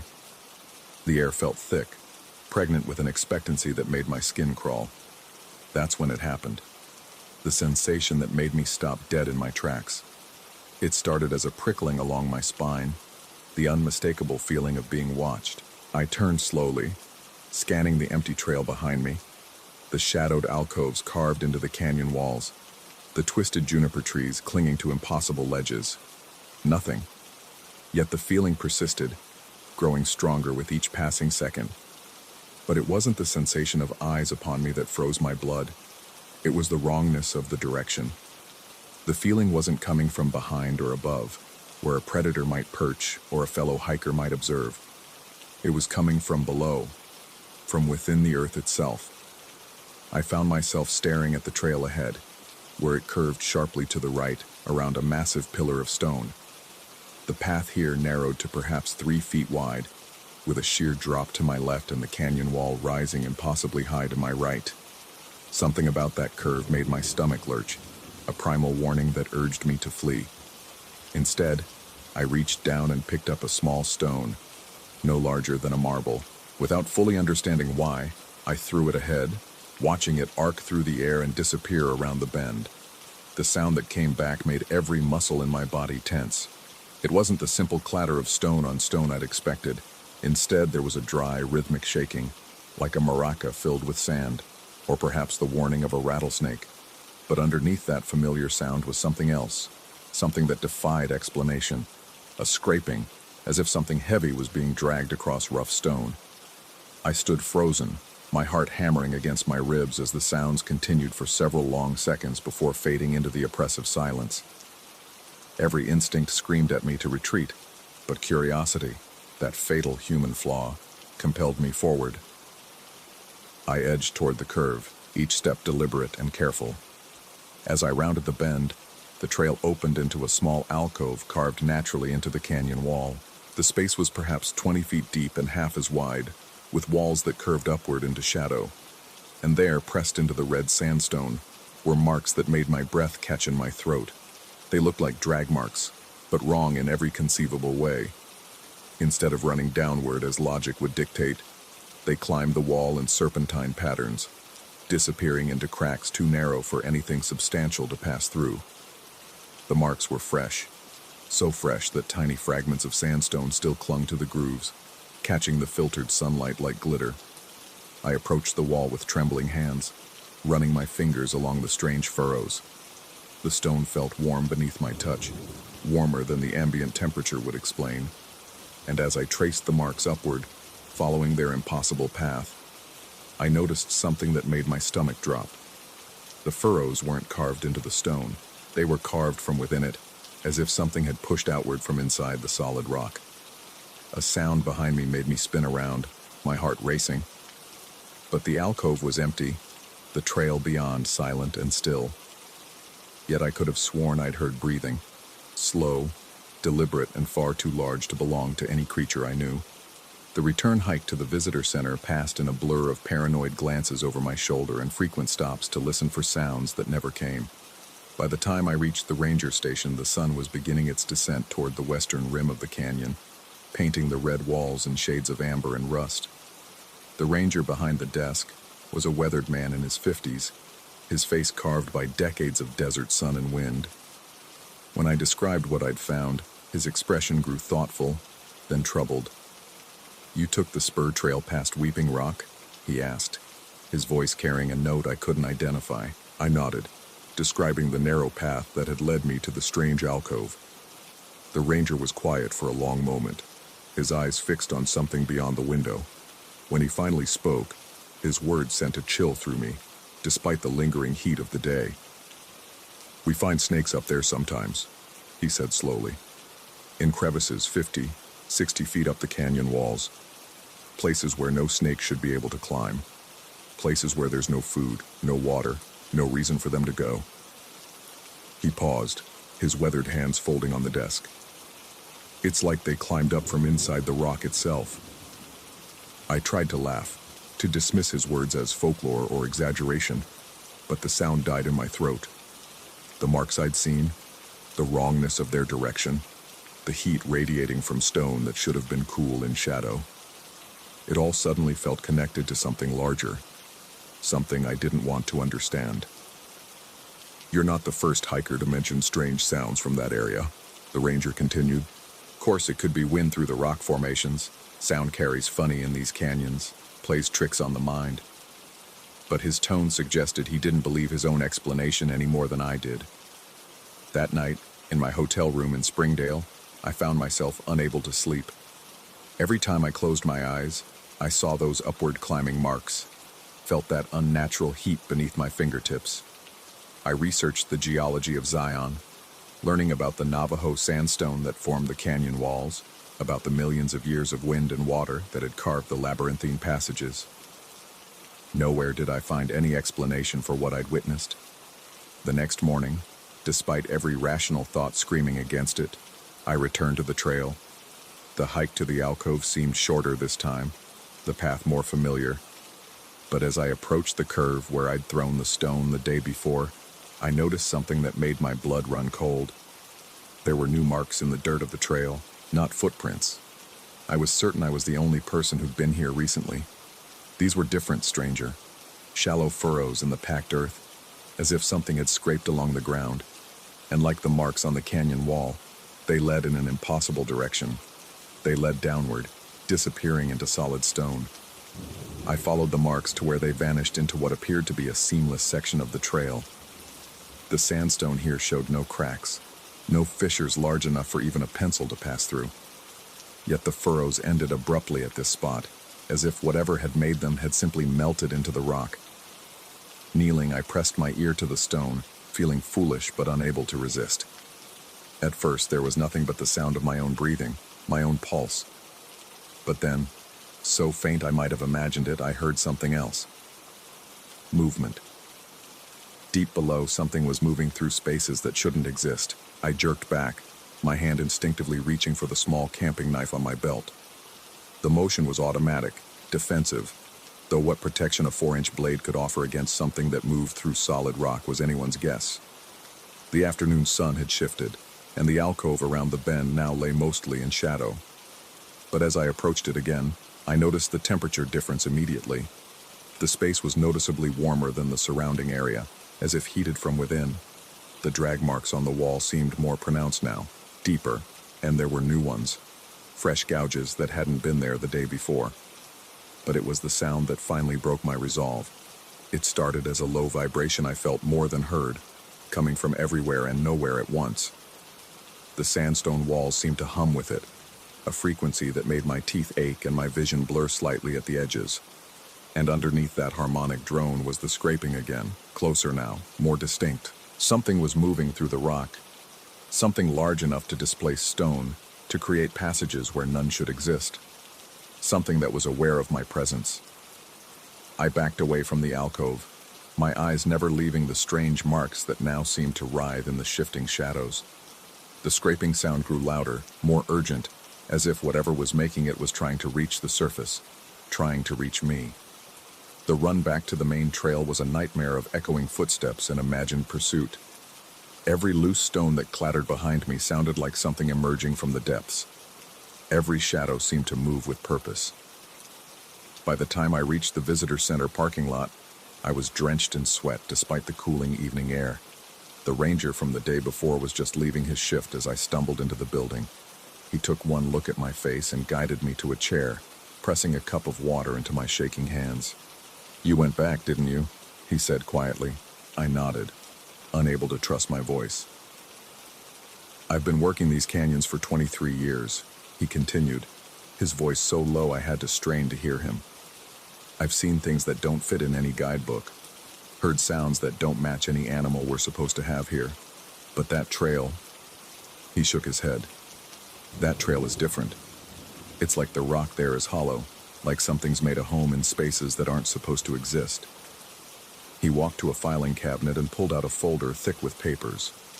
"These are incident reports from that area going back 15 years. Hikers reporting strange sounds, unusual heat signatures, marks in the stone that appear overnight. We've had geologists out there, acoustic specialists, even brought in some equipment from the university. Nothing conclusive, nothing that explains what people experience." I flipped through the reports with growing unease. The descriptions were remarkably consistent. The upward climbing marks, the heat from stone, the sounds of movement from below.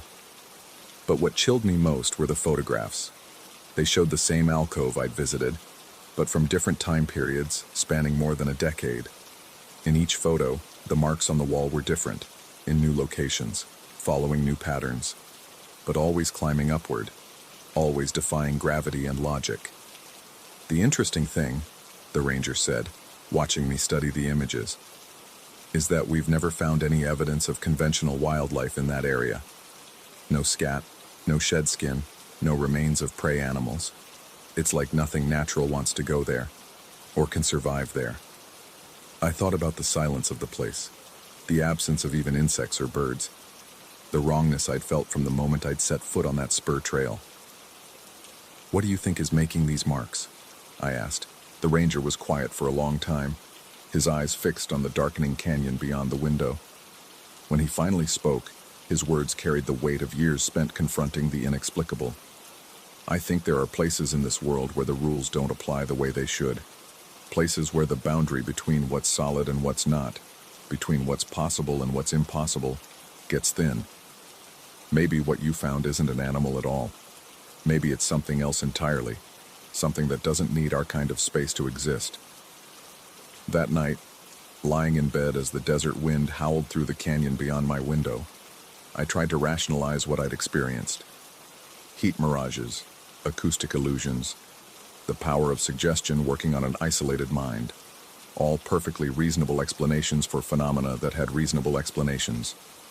But sleep, when it finally came, brought dreams of movement beneath stone, of things that swam through solid matter as easily as fish through water, dreams of vast spaces carved not by wind and water, but by something that built its world by consuming the substance of ours. And in those dreams, I heard the scraping growing closer, more insistent, as if my presence at the alcove had awakened something that had been dormant for far too long. I left Zion the next morning, cutting my vacation short with excuses about work emergencies and family obligations. But even now, months later and hundreds of miles away, I find myself drawn to geology texts and cave systems, searching for explanations that remain stubbornly elusive. Sometimes, late at night when the house is quiet, I press my ear to the wall of my basement and listen. The silence here is different from the silence of the canyon. Normal, reassuring, empty of secrets. But occasionally, just occasionally, I think I hear something moving beneath the foundation. Something that scrapes softly against stone and concrete, working its way slowly upward through spaces that shouldn't exist. And I wonder if some things, once awakened, refuse to stay buried in the depths where they belong.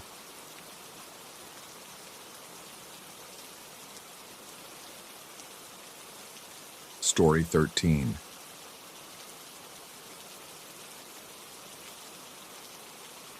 The fluorescent bulb in our shared dormitory hummed with that particular frequency that made my teeth ache, a sound I'd grown accustomed to during my third year at the Criminology Institute in Montreal. The November wind rattled our windows with skeletal fingers, and somewhere in the walls, the old building's heating system groaned like something trapped and dying. I was reviewing case files when he knocked. 3 measured taps, perfectly spaced, always 3. My roommate stood in the doorway, that familiar half-smile playing at the corners of his mouth. In his hands, he held a manila folder thick enough to contain someone's entire life. The overhead light cast strange shadows across his angular face, making his eyes appear deeper set than usual. "I have a proposition," he said, settling into the chair across from my desk without invitation. "A practical exercise, something that'll give us both an edge in behavioral analysis next semester." He slid the folder across the desk's scratched surface. The manila was worn at the edges, as if it had been handled countless times. There was no label, no identification mark of any kind. "What kind of exercise?" I asked, though something in my chest had already begun to tighten. "Routine surveillance. The professor mentioned how understanding patterns of behavior is crucial for criminal investigation. I thought we could practice, pick random subjects, follow them for 72 hours, document their habits, their routines, their vulnerabilities." The word hung in the air like smoke from a dying cigarette. I stared at the folder, noticing how his fingers drummed against the desk in a rhythm that seemed almost familiar. "You want us to stalk people?" "Study them," he corrected, his voice carrying that same measured cadence he used during our late-night conversations about criminal psychology. Understand what makes them predictable, what makes them exposed. He gestured toward the folder with one pale finger. I've already started. Consider this a demonstration. The manila felt heavier than it should have when I picked it up. Inside were photographs, dozens of them. Black and white prints with timestamps in the corners. A figure walking across campus. The same figure entering the library. Sitting in the cafeteria. Standing at a bus stop. It took me a moment to recognize myself. My breath caught somewhere between my throat and my lungs. The photographs were recent. Some from yesterday, others from the past week. In each one, I was captured in perfect clarity while everything around me remained slightly blurred, as if the camera had been focused exclusively on me. This is, I began, but my voice emerged as little more than a whisper. Comprehensive, he finished. 23 days of observation. Your patterns are quite fascinating, actually. I flipped through more pages. Detailed charts showed my daily schedule broken down to 15-minute increments. Monday through Sunday, color-coded by activity. Classes in blue, meals in red, library time in green. There were notations in the margins written in his careful handwriting. Subject always checks phone at 11:47 a.m. before entering Professor Chen's lecture and exhibits nervous gesture, touching left ear, when approaching social groups. How did you? My hands trembled slightly as I turned to a page titled Verbal Patterns and Recurring Phrases. Listed there, in meticulous detail, were things I said regularly, phrases I used when answering my phone, specific words I employed when frustrated, even the way I hummed under my breath while studying. But it was the last entry that made my skin feel suddenly too tight. When alone in room at night, subject mutters, "Not again," approximately every 47 minutes between 2 a.m. and 5 a.m. I had no memory of saying that, no recollection of any nighttime muttering. You've been watching me sleep? His smile widened, revealing teeth that seemed too white in the harsh fluorescent light. Observation is about dedication, about commitment to understanding the subject completely. The next section made my pulse quicken. Floor plans, detailed architectural drawings of our dormitory room, complete with measurements and angles. Every piece of furniture was marked, every electrical outlet noted. But it was the yellow highlighting that made my mouth go dry. Areas marked as visual blind spots and camera-safe zones. Camera-safe? Every room has natural surveillance gaps, he explained, leaning forward. His breath smelled like winter mint and something else I couldn't identify. Places where someone could position themselves to observe without being detected, or where someone could position recording equipment. I stared at the yellow zones marked throughout our shared space. One behind my dresser, another in the corner near the window, a third, and my blood felt suddenly thick, positioned directly above my bed. You've been recording me.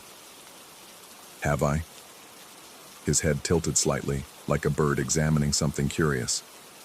Or have I simply been documenting the possibility, the theoretical vulnerability? The folder contained more. Pages of personal information I'd never shared with him. My hometown address, my parents' names and occupations, my high school girlfriend's phone number, details about my childhood that I'd never mentioned to anyone at the institute. Where did you get all this?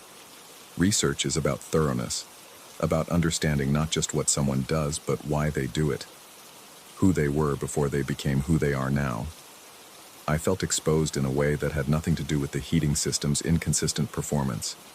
Every movement seemed suddenly deliberate, every gesture potentially observed and catalogued. I found myself touching my left ear, that nervous gesture he'd documented, and immediately stopped. This is invasion of privacy. This is illegal. Is it? He pulled out a small digital recorder and set it on the desk between us. Everything I've documented is observable from public spaces or through information freely available online. I haven't entered your personal space without permission. I haven't violated any laws. The recorder's red light blinked steadily, like a tiny electronic heartbeat. You're recording this conversation too. I'm documenting it. for our study. I stood abruptly, the chair scraping against the linoleum floor with a sound like fingernails on concrete. The room felt smaller suddenly, the walls closer together. Outside, the November wind had intensified, and somewhere in the building's infrastructure, a rhythmic tapping had begun. Metal expanding and contracting, or pipes settling, or something else entirely. This isn't a study. This is stalking. Stalking implies malicious intent. I'm simply observing patterns of behavior for academic purposes. He reached for the folder, but I pulled it back. The question is whether you're interested in conducting your own observational study, or if you prefer to remain the subject rather than the researcher. Something about the way he said subject made my skin crawl, like I was a specimen under examination. I want you to stop. Stop what, exactly? Stop being observant. Stop being thorough in my academic pursuits? His voice remained perfectly level, but something shifted in his eyes. Or stop noticing things you haven't yet noticed yourself. Before I could respond, he stood and moved toward the window. The darkness outside reflected our room back at us. Two figures in harsh fluorescent light, surrounded by the accumulated detritus of student life. But in the reflection, something seemed off. The proportions were wrong, or the angles, or maybe it was just the way the wind distorted the glass. Tell me, he said without turning around, have you been sleeping well lately? The question caught me off guard. The truth was, I hadn't. For weeks, I'd been waking throughout the night with a persistent sense that something was wrong. Not dramatically wrong, just slightly off, like a painting hung at an imperceptible angle that nonetheless made an entire room feel uncomfortable. I sleep fine. He turned back toward me, and for a moment his face was perfectly framed by the window's reflection, creating a disturbing double image. Because according to my observations, you've been experiencing significant sleep disturbances, frequent wake-ups, periods of restlessness. How could you possibly know that? Because I'm a good observer, because I pay attention to details others miss. He moved closer, and I noticed that his footsteps made no sound on the linoleum. For instance, I've noticed that you always check the locks on our door before going to bed. Twice. Sometimes 3 times. I did do that. When had that started? I've noticed that you've begun keeping your desk lamp on throughout the night, even though you never used to need ambient light for sleeping. That was also true. The complete darkness had started bothering me recently, though I couldn't pinpoint exactly when. And I've noticed that you always wake up at exactly 4:06 a.m. Every single night. You lie still for approximately 30 seconds, listening, then settle back to sleep. My throat felt dry. I don't remember waking up. Memory is unreliable, especially regarding sleep disruptions, but patterns don't lie. He sat back down, regarding me with that same analytical expression he wore during our criminal psychology seminars. The question is what you're waking up to hear. The room felt impossibly quiet. Even the heating system's groaning had stopped. Outside, the wind had died down, leaving only the faint electrical hum of the fluorescent bulb above us. I'm not hearing anything. No? Nothing at all? His smile returned, but it seemed different now, less friendly, more knowing. Not even that sound in the corridor? My pulse quickened. What sound? The one that happens every night at 4:06 a.m. A soft scraping noise like something being slowly dragged across the floor. It starts near the stairwell and moves down the hallway, stopping at different doors. Sometimes it stops at ours. I felt my hands clench involuntarily, because somewhere in the back of my mind I could almost remember that sound. Almost. Like trying to recall a dream after waking. You've been standing outside our door? Have I? Or have you simply been hearing someone, or something, that's already there? The fluorescent bulb flickered, casting momentary shadows that seemed to move independently of their sources. In that brief dimness, his face appeared different. Older somehow, more angular. Every night for the past 3 weeks, he continued, that sound occurs at precisely 4:06 a.m. It moves methodically down the corridor, pausing at each room. But here's what's interesting. It only happens when you're scheduled to wake up. Scheduled. According to your pattern, you wake up every night at 4:06, listen for exactly 30 seconds, then return to sleep, almost like you're expecting to hear something specific. The room felt smaller again. The walls seemed to press inward, and the air had taken on a strange thickness that made breathing difficult. I want to see your documentation of this sound. What makes you think I've documented it? You document everything. His laugh was soft, almost gentle. True. But some things resist documentation. Some things only exist when they're not being directly observed. He reached into his jacket and produced another folder, smaller than the first, but somehow more unsettling. However, I have documented your responses to it. This folder contained photographs taken in near complete darkness, infrared images showing our room at night. In each photo, I was lying in bed, clearly awake, head turned toward the door. The timestamps all read 4:06 a.m. How many cameras do you have in here? That's the wrong question. What's the right question? The right question is whether the cameras are recording what's actually happening, or whether they're showing us what we expect to see. I stared at the infrared images. In some of them, there appeared to be shadows in the corridor visible through the gap beneath our door. Shadows that seemed to move independently of any light source. There's something else, he said, his voice dropping to barely above a whisper. Something I haven't included in either folder. He reached into his pocket and produced a small digital audio recorder, different from the one still blinking on the desk. This is from last night, recorded from 4:05 to 4:08 a.m. He pressed play. For several seconds, there was only the ambient sound of our room at night, distant heating, muffled sounds from other parts of the building, the faint electrical hum I'd grown accustomed to. Then, at exactly 4:06, something else emerged from the background noise. A soft scraping sound, rhythmic and deliberate, something being dragged slowly across a hard surface. It moved closer, the sound growing more distinct, until it seemed to stop directly outside our door. For 30 seconds, silence. Then footsteps moving away, growing fainter until they disappeared entirely. You recorded this last night? I record every night. Why?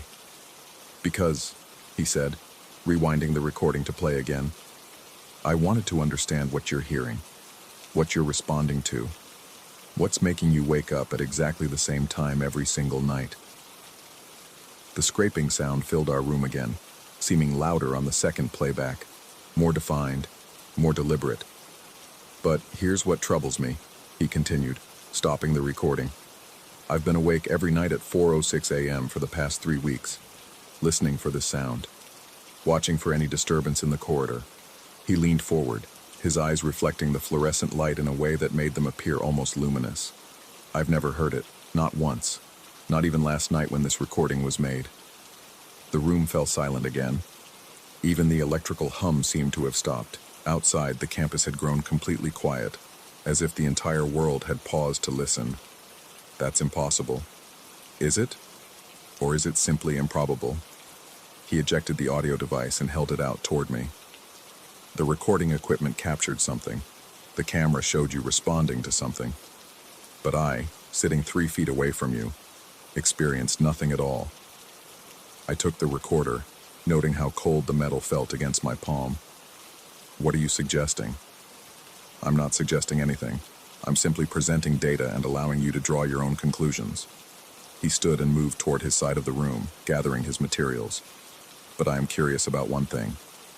What?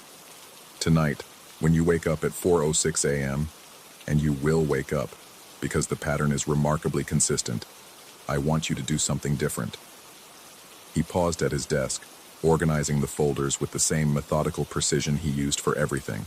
Instead of lying still and listening for 30 seconds, I want you to get up, open the door, look into the corridor and tell me what you see. Why? Because, he said, settling into his desk chair and opening a textbook as if our conversation had been nothing more than casual academic discussion, I have a theory about what's happening to you, about what's been happening for much longer than 3 weeks. What kind of theory? He looked up from his book, and in the harsh fluorescent light, his features seemed sharper, more predatory. I think something has been watching you far longer than I have.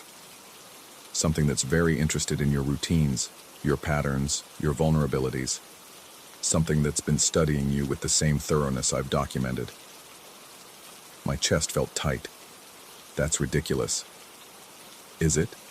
You've been unconsciously modifying your behavior for weeks, checking locks multiple times, keeping lights on, waking up at the same time every night. These aren't random changes. They're adaptive responses to a perceived threat. He turned back to his textbook, but continued speaking in that same measured tone.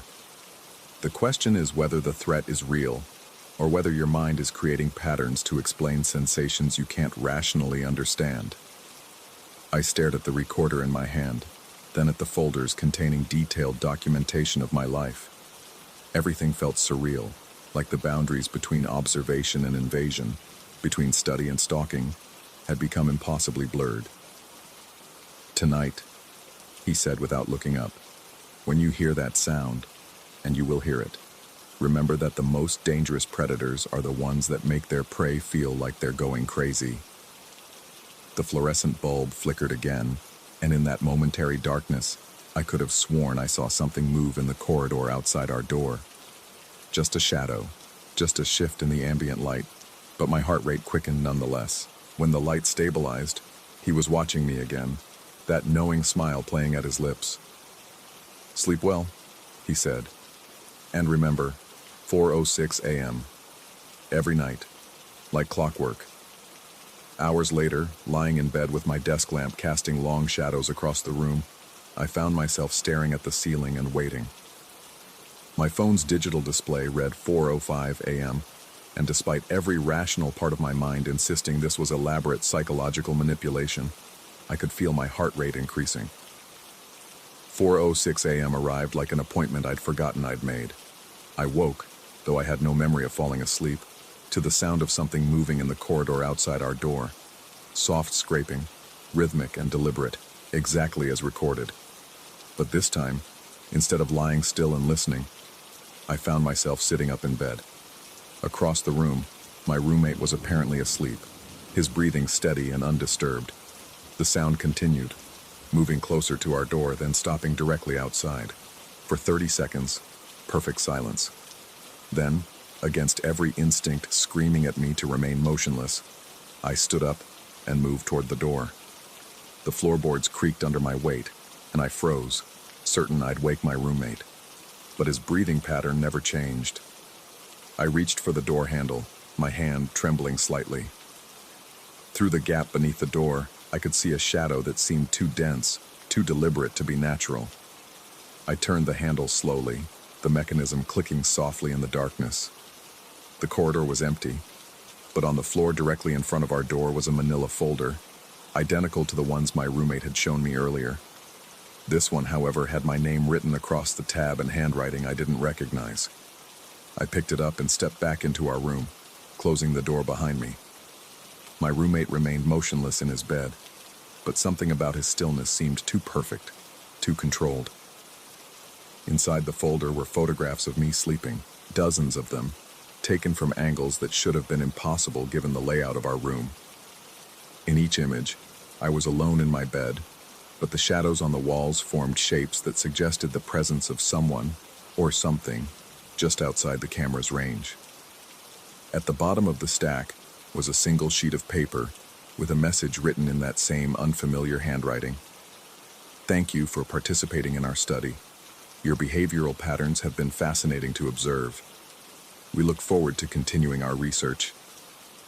It was signed with a name I'd never seen before, but as I read it, I realized something that made my blood feel like ice water in my veins. The signature was in my own handwriting. I looked across the room at my roommate, still apparently sleeping peacefully. But in the dim light from my desk lamp, I could see that his eyes were open, watching me with that same analytical expression he'd worn during our conversation. "Did you also hear the sound of the cutting in the corridor at 4:06? He asked quietly, his voice carrying easily across the room despite its softness. I looked down at the folder in my hands, then back at him. "What cutting?" His smile was barely visible in the darkness, but I could hear it in his voice. "Tomorrow night," he said, "we'll find out."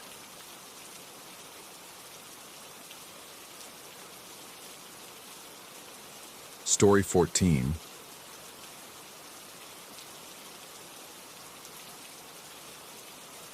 The fog had rolled in thick that Tuesday night, transforming Golden Gate Park into something primordial and strange. I should have turned back when the streetlights became distant halos bleeding through the mist, but insomnia had driven me from my apartment again, and the bike rides were the only thing that quieted the restless churning in my mind. 3 weeks since the promotion at the architectural firm, 3 weeks since the sleepless nights began. My doctor had suggested exercise, fresh air, routine. What he hadn't mentioned was how the darkness could swallow a person whole, how the familiar could become alien when filtered through exhaustion and pharmaceutical fog. The path around Stowe Lake stretched before me like a question mark, barely visible through the shifting gray. My bike's LED headlight carved a narrow cone through the murk, illuminating patches of eucalyptus bark and glimpses of water that seemed to move independent of any wind. The silence was complete, except for the soft whir of my wheels and the occasional distant hum of late-night traffic on the great highway. That's when I first heard the bells. Soft at first, almost melodic, like wind chimes caught in a gentle breeze. But there was no wind. The fog hung motionless, dense as cotton, and the sound seemed to drift from the direction of the lake itself. I slowed my pace, coasting now, listening. The bells weren't random. There was a pattern, a deliberate rhythm that spoke of human intention. 3 quick chimes, pause. 2 long ones, pause. Then a cascade of rapid notes that faded into the mist. It repeated, exact and precise, like a coded message transmitted across impossible distances. My rational mind cataloged explanations. Late-night joggers with reflective gear that jingled, maintenance workers, some kind of automated park system. But my gut, that primitive alarm system that evolution had gifted our species, was already screaming warnings. I dismounted and walked my bike closer to the water's edge, following the barely visible path that hugged the lake's perimeter. The fog seemed to thicken with each step, until I could barely see 5 feet in any direction. My world contracted to the small circle of illumination from my headlight and the steady pattern of those impossibly clear bells. That's when I saw the first silhouette, a figure on a bicycle, motionless about 20 yards ahead, positioned between the path and the water. Even through the fog, I could make out the distinctive outline of a long cape or cloak that hung from the rider's shoulders, black against the slightly lighter gray of the mist. The figure faced the lake, perfectly still, as if waiting. I stopped, thumb finding the button on my headlight to dim it. The last thing I wanted was to announce my presence to whatever midnight gathering this was. But as I watched, more shapes emerged from the fog, not approaching, simply materializing, as if they had been there all along and the mist had finally deigned to reveal them. 7 figures in total, all on bicycles, all wearing those same flowing black capes. They had arranged themselves in a precise semicircle along the lake's edge, their bikes pointed toward the water like compass needles drawn to some magnetic force beneath the surface. The bell pattern changed. What had been a gentle, almost random chiming became something more complex, more urgent.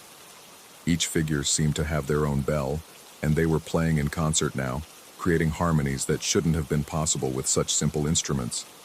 The sound carried across the water and returned, echoing back with a clarity that defied the fog's muffling effect. But it wasn't just echoing. As I listened, straining to understand what I was witnessing, I realized the sounds coming back weren't quite the same. They were responses, counter-melodies that suggested another group somewhere across the lake, hidden in the mist, answering the calls of the caped riders. My throat went dry. The logical part of my mind scrambled for explanations, acoustics, echo effects, maybe another group of whatever these people were on the far shore, but there was something about the precision of it, the way the responding bells seemed to know exactly when to chime, that made the hair on my arm stand up beneath my jacket.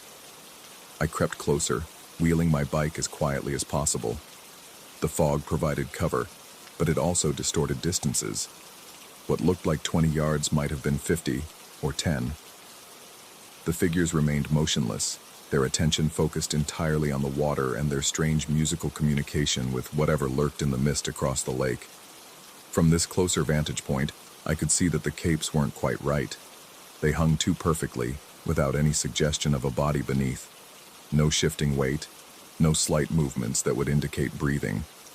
Even the most disciplined person would show some sign of life, some micro-adjustment or unconscious fidget. These figures were absolutely still, like statues draped in black cloth. The bell pattern shifted again, becoming more frantic, more insistent. The responses from across the lake came faster now, overlapping with the original calls until the air filled with a chaotic symphony of metallic voices. And underneath it all, I began to hear something else, a low humming that seemed to rise from the water itself, as if the lake were singing along. That's when the figure on the far left, without turning its head or shifting its position in any way, raised one arm and pointed directly at me. My blood turned to ice water.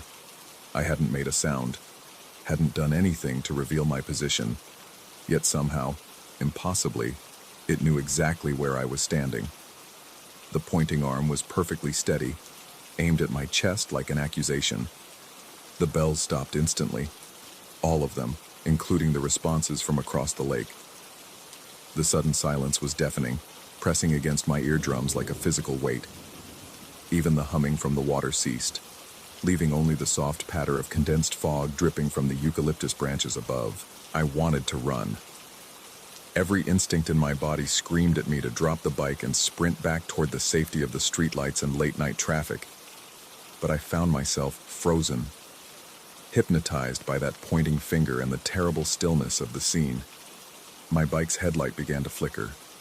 At first I thought it was the battery dying, a mundane technical failure that would be almost welcome in the circumstances. But the pattern was too regular, too deliberate. 3 quick flashes, pause, 2 long ones, pause, then a rapid cascade of strobing light that matched exactly the bell pattern I had just heard. I hadn't touched the controls. My hands were gripping the handlebars so tightly that my knuckles had gone white, but I wasn't anywhere near the light switch. Yet my bike was somehow reproducing the mysterious code, signaling back to the silent figures arranged along the shore. The response came immediately, not from the bells this time, but from the water itself. The lake began to glow with a soft, phosphorescent light that pulsed in rhythm with my flickering headlight. Patches of luminescence drifted beneath the surface like underwater stars, creating patterns that hurt to look at directly. I forced myself to blink, to look away, to break whatever spell was holding me in place. When I looked back, the figures were still there, still pointing, but something was wrong with the physics of the scene. The fog hadn't moved, yet I could see them more clearly now, as if some external light source had been turned on. That's when I realized I could see through them. Not completely, they weren't transparent like movie ghosts, but there was a quality to their silhouettes that suggested they weren't entirely solid, as if they were projections or shadows cast by something I couldn't see. The black capes rippled in a wind that didn't touch anything else, including the fog that surrounded them. My headlights strobed faster now, completely out of my control. The corresponding glow from beneath the water's surface intensified, and I could swear I saw shapes moving down there, long, sinuous forms that swam in circles, matching the arrangement of the figures on the shore. The pointing finger remained steady, unwavering in its accusation. I followed its line of sight and realized it wasn't pointing at me anymore. It was pointing through me, at something behind me. I turned around.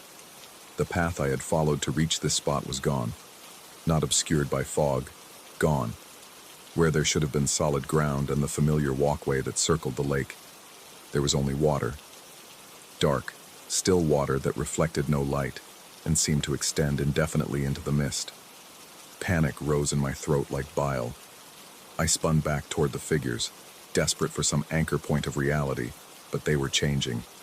The capes were deflating, collapsing inward as if whatever had given them shape was dissolving, yet they remained upright. Impossible sculptures of empty fabric that pointed and watched with invisible eyes.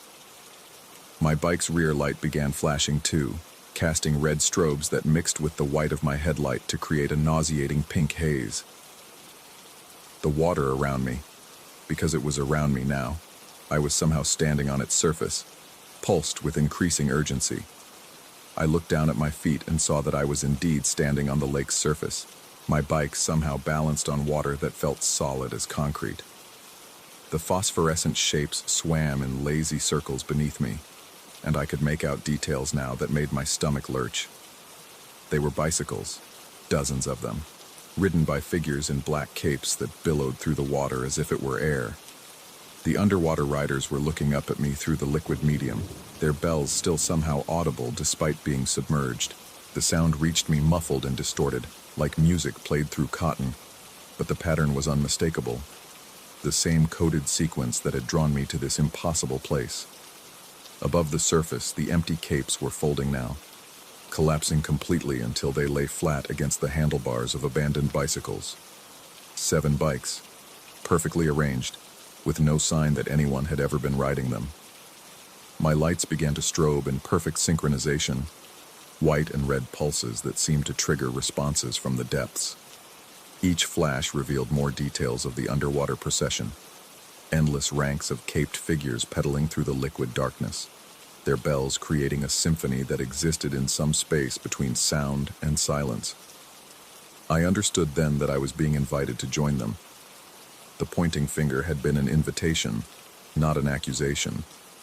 The coded bell patterns were instructions, a language that my bike's lights were somehow fluent in despite my ignorance. The surface beneath my feet began to soften, to ripple with the promise of descent. The underwater riders slowed their endless circling and turned to face me, their invisible faces tilted upward in expectation. My rational mind, that stubborn survivor of 3 weeks without proper sleep, offered one last desperate explanation. Hallucination brought on by exhaustion and the medications I'd been taking for insomnia. The fog, the isolation, the stress of the promotion, all of it combining to create this elaborate delusion. But if it was a hallucination, why could I feel the water beginning to accept my weight? Why could I taste copper in the air, hear harmonics in the bells that no human instrument could produce? The lights on my bike pulsed faster, more urgently, as if time were running out for whatever choice I was supposed to make. The empty capes on the shore rustled without wind, and the underwater procession began to move again, cycling past me in stately parade. I closed my eyes and made my decision. When I opened them, I was standing on the familiar path around Stowe Lake, fog swirling around me but no longer impenetrable.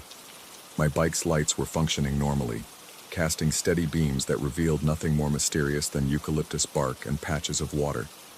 No figures, no bells, no glowing water or underwater riders. Just me, my bike, and the ordinary darkness of a San Francisco park at 2 a.m. I rode home quickly, eager to put distance between myself and whatever had or hadn't happened by the lake. But even now, 3 days later, I can't shake the feeling that I failed some kind of test. That I was offered something, membership, understanding, transformation, and I turned away. The insomnia persists. The medications don't help. And sometimes when I'm lying awake at 3 a.m, I can hear faint bells drifting through my apartment window, playing patterns that my bike lights once knew how to answer. Tomorrow night I think I'll go back to the park. And this time, when the figures point at me through the fog, I won't close my eyes. I think I'm ready to learn what lies beneath the surface of Stowe Lake. Even if it means discovering that the only thing down there is the reflection of my own fractured mind, cycling endlessly through waters that exist only in the space between sleeping and waking. The bells are calling again, and this time, I'm going to answer.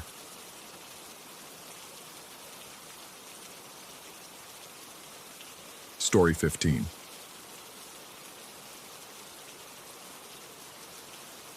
The thermal paper voucher felt wrong in my pocket from the moment she handed it to us. I should have trusted that first instinct, that subtle wrongness that crawled up my spine like a warning. But vacation mode had settled over me like a warm blanket, dulling the sharp edges of suspicion that usually kept me alert. The resort in Cozumel had been everything the brochures promised. Crystalline waters, endless buffets, and that particular brand of manufactured paradise that money could buy. My girlfriend had been radiant in the Mexican sun, her laughter echoing across the pool deck as she sipped her third margarita of the afternoon. The woman who approached us wore the resort's standard white polo and khaki shorts, but something about her uniform seemed slightly off. The fabric looked newer, crisper, as if it had never seen a washing machine. Her name badge bore the resort's logo but lacked the usual employee photo, displaying only the word concierge in bold letters. She moved with purposeful efficiency as she explained the spa upgrade, a complimentary couples massage that had become available due to a last-minute cancellation. The offer seemed too good to refuse. The resort's spa treatments typically cost more than our flight, and here was this woman insisting we could have the premium package at no charge. My girlfriend's eyes lit up with the kind of excitement that made saying no impossible. The concierge mentioned they would need to move quickly to secure the appointment, as another couple was also being considered for the upgrade. What struck me as odd was how she refused to let us return to our room to change or gather anything. Time was of the essence, she insisted, guiding us immediately toward the main building. The spa was located on the 3rd floor, she explained, but the elevators were temporarily out of service for maintenance. She would need to escort us through an alternate route. The service corridor smelled of industrial cleaning solutions and something else I couldn't identify, something organic and slightly sweet, like flowers left too long in stagnant water. Fluorescent lights flickered overhead, casting intermittent shadows that seemed to move independently of our bodies. The walls were painted an institutional green that reminded me uncomfortably of hospital corridors. Our guide walked ahead with confident strides, her footsteps echoing in the narrow space. She spoke continuously as we walked, filling the air with details about the treatments we would receive, the expert therapists who would be attending to us, the imported oils and healing stones that would melt away our vacation stress. Her voice had a rehearsed quality, as if she had delivered this exact monologue dozens of times before. The corridor seemed longer than it should have been. I tried to maintain my bearings, mentally mapping our route from the lobby, but the turns we made didn't align with my understanding of the building's layout. We passed numerous doors marked with cryptic codes and symbols, some slightly ajar, revealing glimpses of rooms filled with equipment I couldn't identify. The air grew cooler as we walked deeper into the building's interior. When we finally stopped, it was before a door marked simply SPA, in adhesive letters that appeared to have been applied hastily. The sign was crooked, secured with strips of double-sided tape that caught the flickering light. Above us, a security camera pointed toward the ceiling, its lens directed away from the hallway as if someone had deliberately adjusted its angle. The concierge turned to face us with a smile that seemed too wide, too practiced. She explained that the therapist needed 5 minutes to prepare the treatment room, ensuring the oils were properly heated and the ambiance was perfect for our experience. I would need to wait outside while they prepared, she said, as men weren't permitted in the preparation area due to spa policies. My girlfriend squeezed my hand before following the woman through the door. Her touch lingered longer than usual, and when I looked into her eyes, I saw a flicker of something I couldn't name. Uncertainty? Fear? The door closed behind them with a soft click that seemed to echo in the empty corridor. Left alone, I reached into my pocket for the voucher, thinking I might review the details of our treatment. The thermal paper felt warm beneath my fingers, and as I unfolded it, I watched in fascination as the printed text began to fade before my eyes. The letters dissolved like they were being erased by an invisible hand, leaving behind only blank white paper that grew warmer with each passing second. The silence in the corridor felt oppressive, broken only by the mechanical hum of ventilation systems and the distant sound of what might have been music or voices. I couldn't tell which. I strained to listen for sounds from within the spa room, hoping to hear my girlfriend's voice or the conversation I expected between her and the therapists. Instead, there was only an unnatural quiet that seemed to press against my eardrums. 5 minutes passed, then 10. The voucher in my pocket had become completely blank, the paper now uncomfortably hot against my leg. I approached the door and pressed my ear against its surface, listening for any indication of activity within. The wood felt unusually cold, as if the room beyond had no heating. When I knocked softly and called out, My voice seemed to be absorbed by the door itself, producing no echo, no response. A creeping unease began to settle in my chest. I examined the makeshift spa sign more closely, noting how the adhesive letters were beginning to peel at the edges. The double-sided tape held the sign crookedly, and I could see where previous attempts had been made to position it correctly. Small tears in the tape and residue on the door indicated this was not the first time someone had hastily applied this particular sign. The camera above continued to point uselessly at the ceiling, and I found myself wondering when it had been repositioned and by whom. Resort security cameras were typically monitored and maintained carefully, yet this one seemed to have been forgotten or deliberately tampered with. The more I studied my surroundings, the more details emerged that suggested this area was not quite what it appeared to be. I decided to explore the corridor, thinking I might find another entrance to the spa, or at least locate someone who could explain the delay. The hallway stretched in both directions, lined with doors that bore no identifying marks beyond numbered codes. As I walked, my footsteps seemed to echo differently than they had when we first arrived, as if the acoustic properties of the space had somehow changed.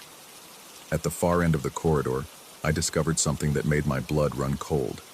Two identical doors stood side by side, both marked with the same crooked SPA sign, both secured with the same hastily applied double-sided tape. The symmetry was perfect, unsettling, as if someone had created a mirror image of the room where I had left my girlfriend. I stood frozen, trying to process what I was seeing. Had I somehow gotten turned around in the corridor? Was this the same door I had started from, viewed from a different angle? The layout of the building began to feel impossible, defying the basic laws of geometry and architecture. As I stood there, both doors opened simultaneously. From each doorway, a pair of hands emerged, identical hands wearing pristine white latex gloves. The hands beckoned to me with synchronized movements, curling and uncurling their fingers in perfect unison. No faces appeared in the doorways, no voices called out. Only those hands, moving with mechanical precision, inviting me to approach. The silence that followed was absolute. Even the ventilation system seemed to have stopped, leaving me in a vacuum of sound that made my own heartbeat thunderous in my ears. The hands continued their rhythmic beckoning, patient and persistent, as if they could wait indefinitely for my decision. I took a step backward, then another, my eyes fixed on those impossibly identical gestures. The hands showed no signs of fatigue, no variation in their movement. They belonged to no one I could see, extending from darkness that seemed to swallow light rather than simply lacking it. The voucher in my pocket had begun to burn against my skin, the thermal paper now radiating heat that penetrated through the fabric of my clothes. I pulled it out with trembling fingers, watching as it crumbled to ash in my hand, the pieces floating away as if carried by a wind that existed only in that narrow space. Behind me, I heard the soft click of another door opening. When I turned, I saw a third SBA entrance, this one bearing a sign that looked freshly applied, the adhesive letters perfectly aligned and the tape invisible. More hands emerged from this doorway, wearing the same latex gloves, making the same beckoning gesture with the same mechanical precision. My breathing became shallow, rapid. The corridor seemed to be stretching, adding new doors and new hands with each moment that passed. The fluorescent lights above flickered more rapidly now, creating a stroboscopic effect that made the beckoning hands appear to multiply and divide, creating an army of identical gestures that filled my peripheral vision. I ran. My feet pounded against the industrial carpeting as I fled back the way I had come, or at least the direction I thought led to safety. The corridor twisted and turned in ways I didn't remember, presenting new passages and doorways that seemed to have materialized from nothing. Behind me, I could hear the soft whisper of multiple doors opening, the almost inaudible rustle of latex gloves moving through air. When I finally burst through a door marked exit, I found myself standing in the resort lobby, gasping and disoriented. Guests moved past me with casual indifference, their vacation conversations and laughter creating a surreal contrast to the silence I had just escaped. The normal sounds of civilization, ice machines, distant music, the clink of glasses, felt like a symphony after the oppressive quiet of the service corridor.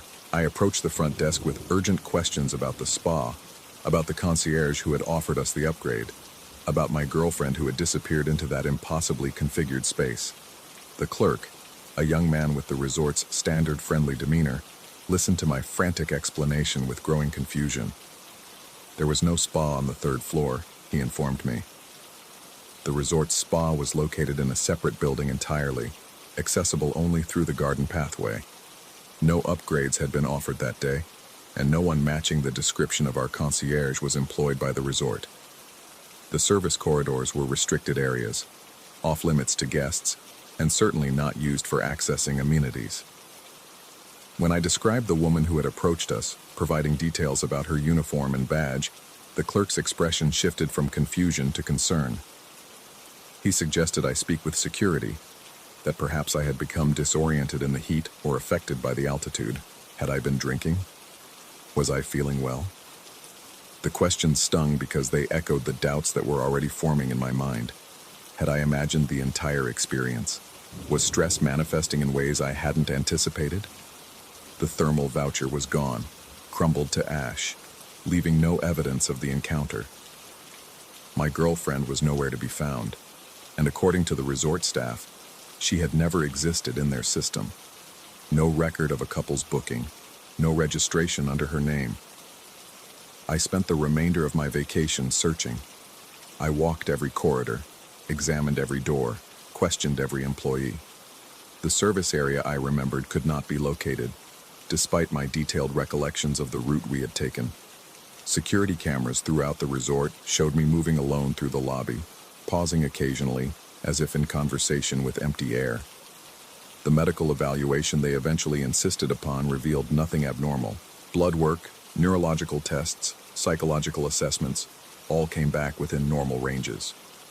The resort physician suggested that vacation stress, combined with unfamiliar surroundings and perhaps too much sun, could create powerful hallucinatory experiences. Dehydration, he noted, was more common than tourists realized and could produce remarkably vivid false memories. But late at night, when the resort settled into its artificial quiet, I could still hear the soft whisper of latex gloves moving through air. In my peripheral vision, hands continued to beckon from doorways that shouldn't exist, gesturing with mechanical patience that seemed to exist outside the normal flow of time. The voucher might have crumbled to ash, the corridor might have vanished, and my girlfriend might never have existed at all. But the beckoning never stopped, and somewhere in the space between sleep and waking, I can still see those perfectly identical doors opening in perfect synchronization, revealing identical hands that know exactly how long they can wait. I returned home alone, carrying questions that have no answers and memories that might never have been real. The only thing I know with certainty is that when I close my eyes, I can still feel the thermal paper burning against my skin, and I can still hear the soft click of doors that open onto rooms that cannot exist. Sometimes, in the quiet moments before dawn, I wonder if I'm still standing in that corridor, still watching those hands beckon from doorways that lead to nowhere. And sometimes I wonder if the man who returned from vacation is really me at all, or simply another upgrade that someone decided to offer.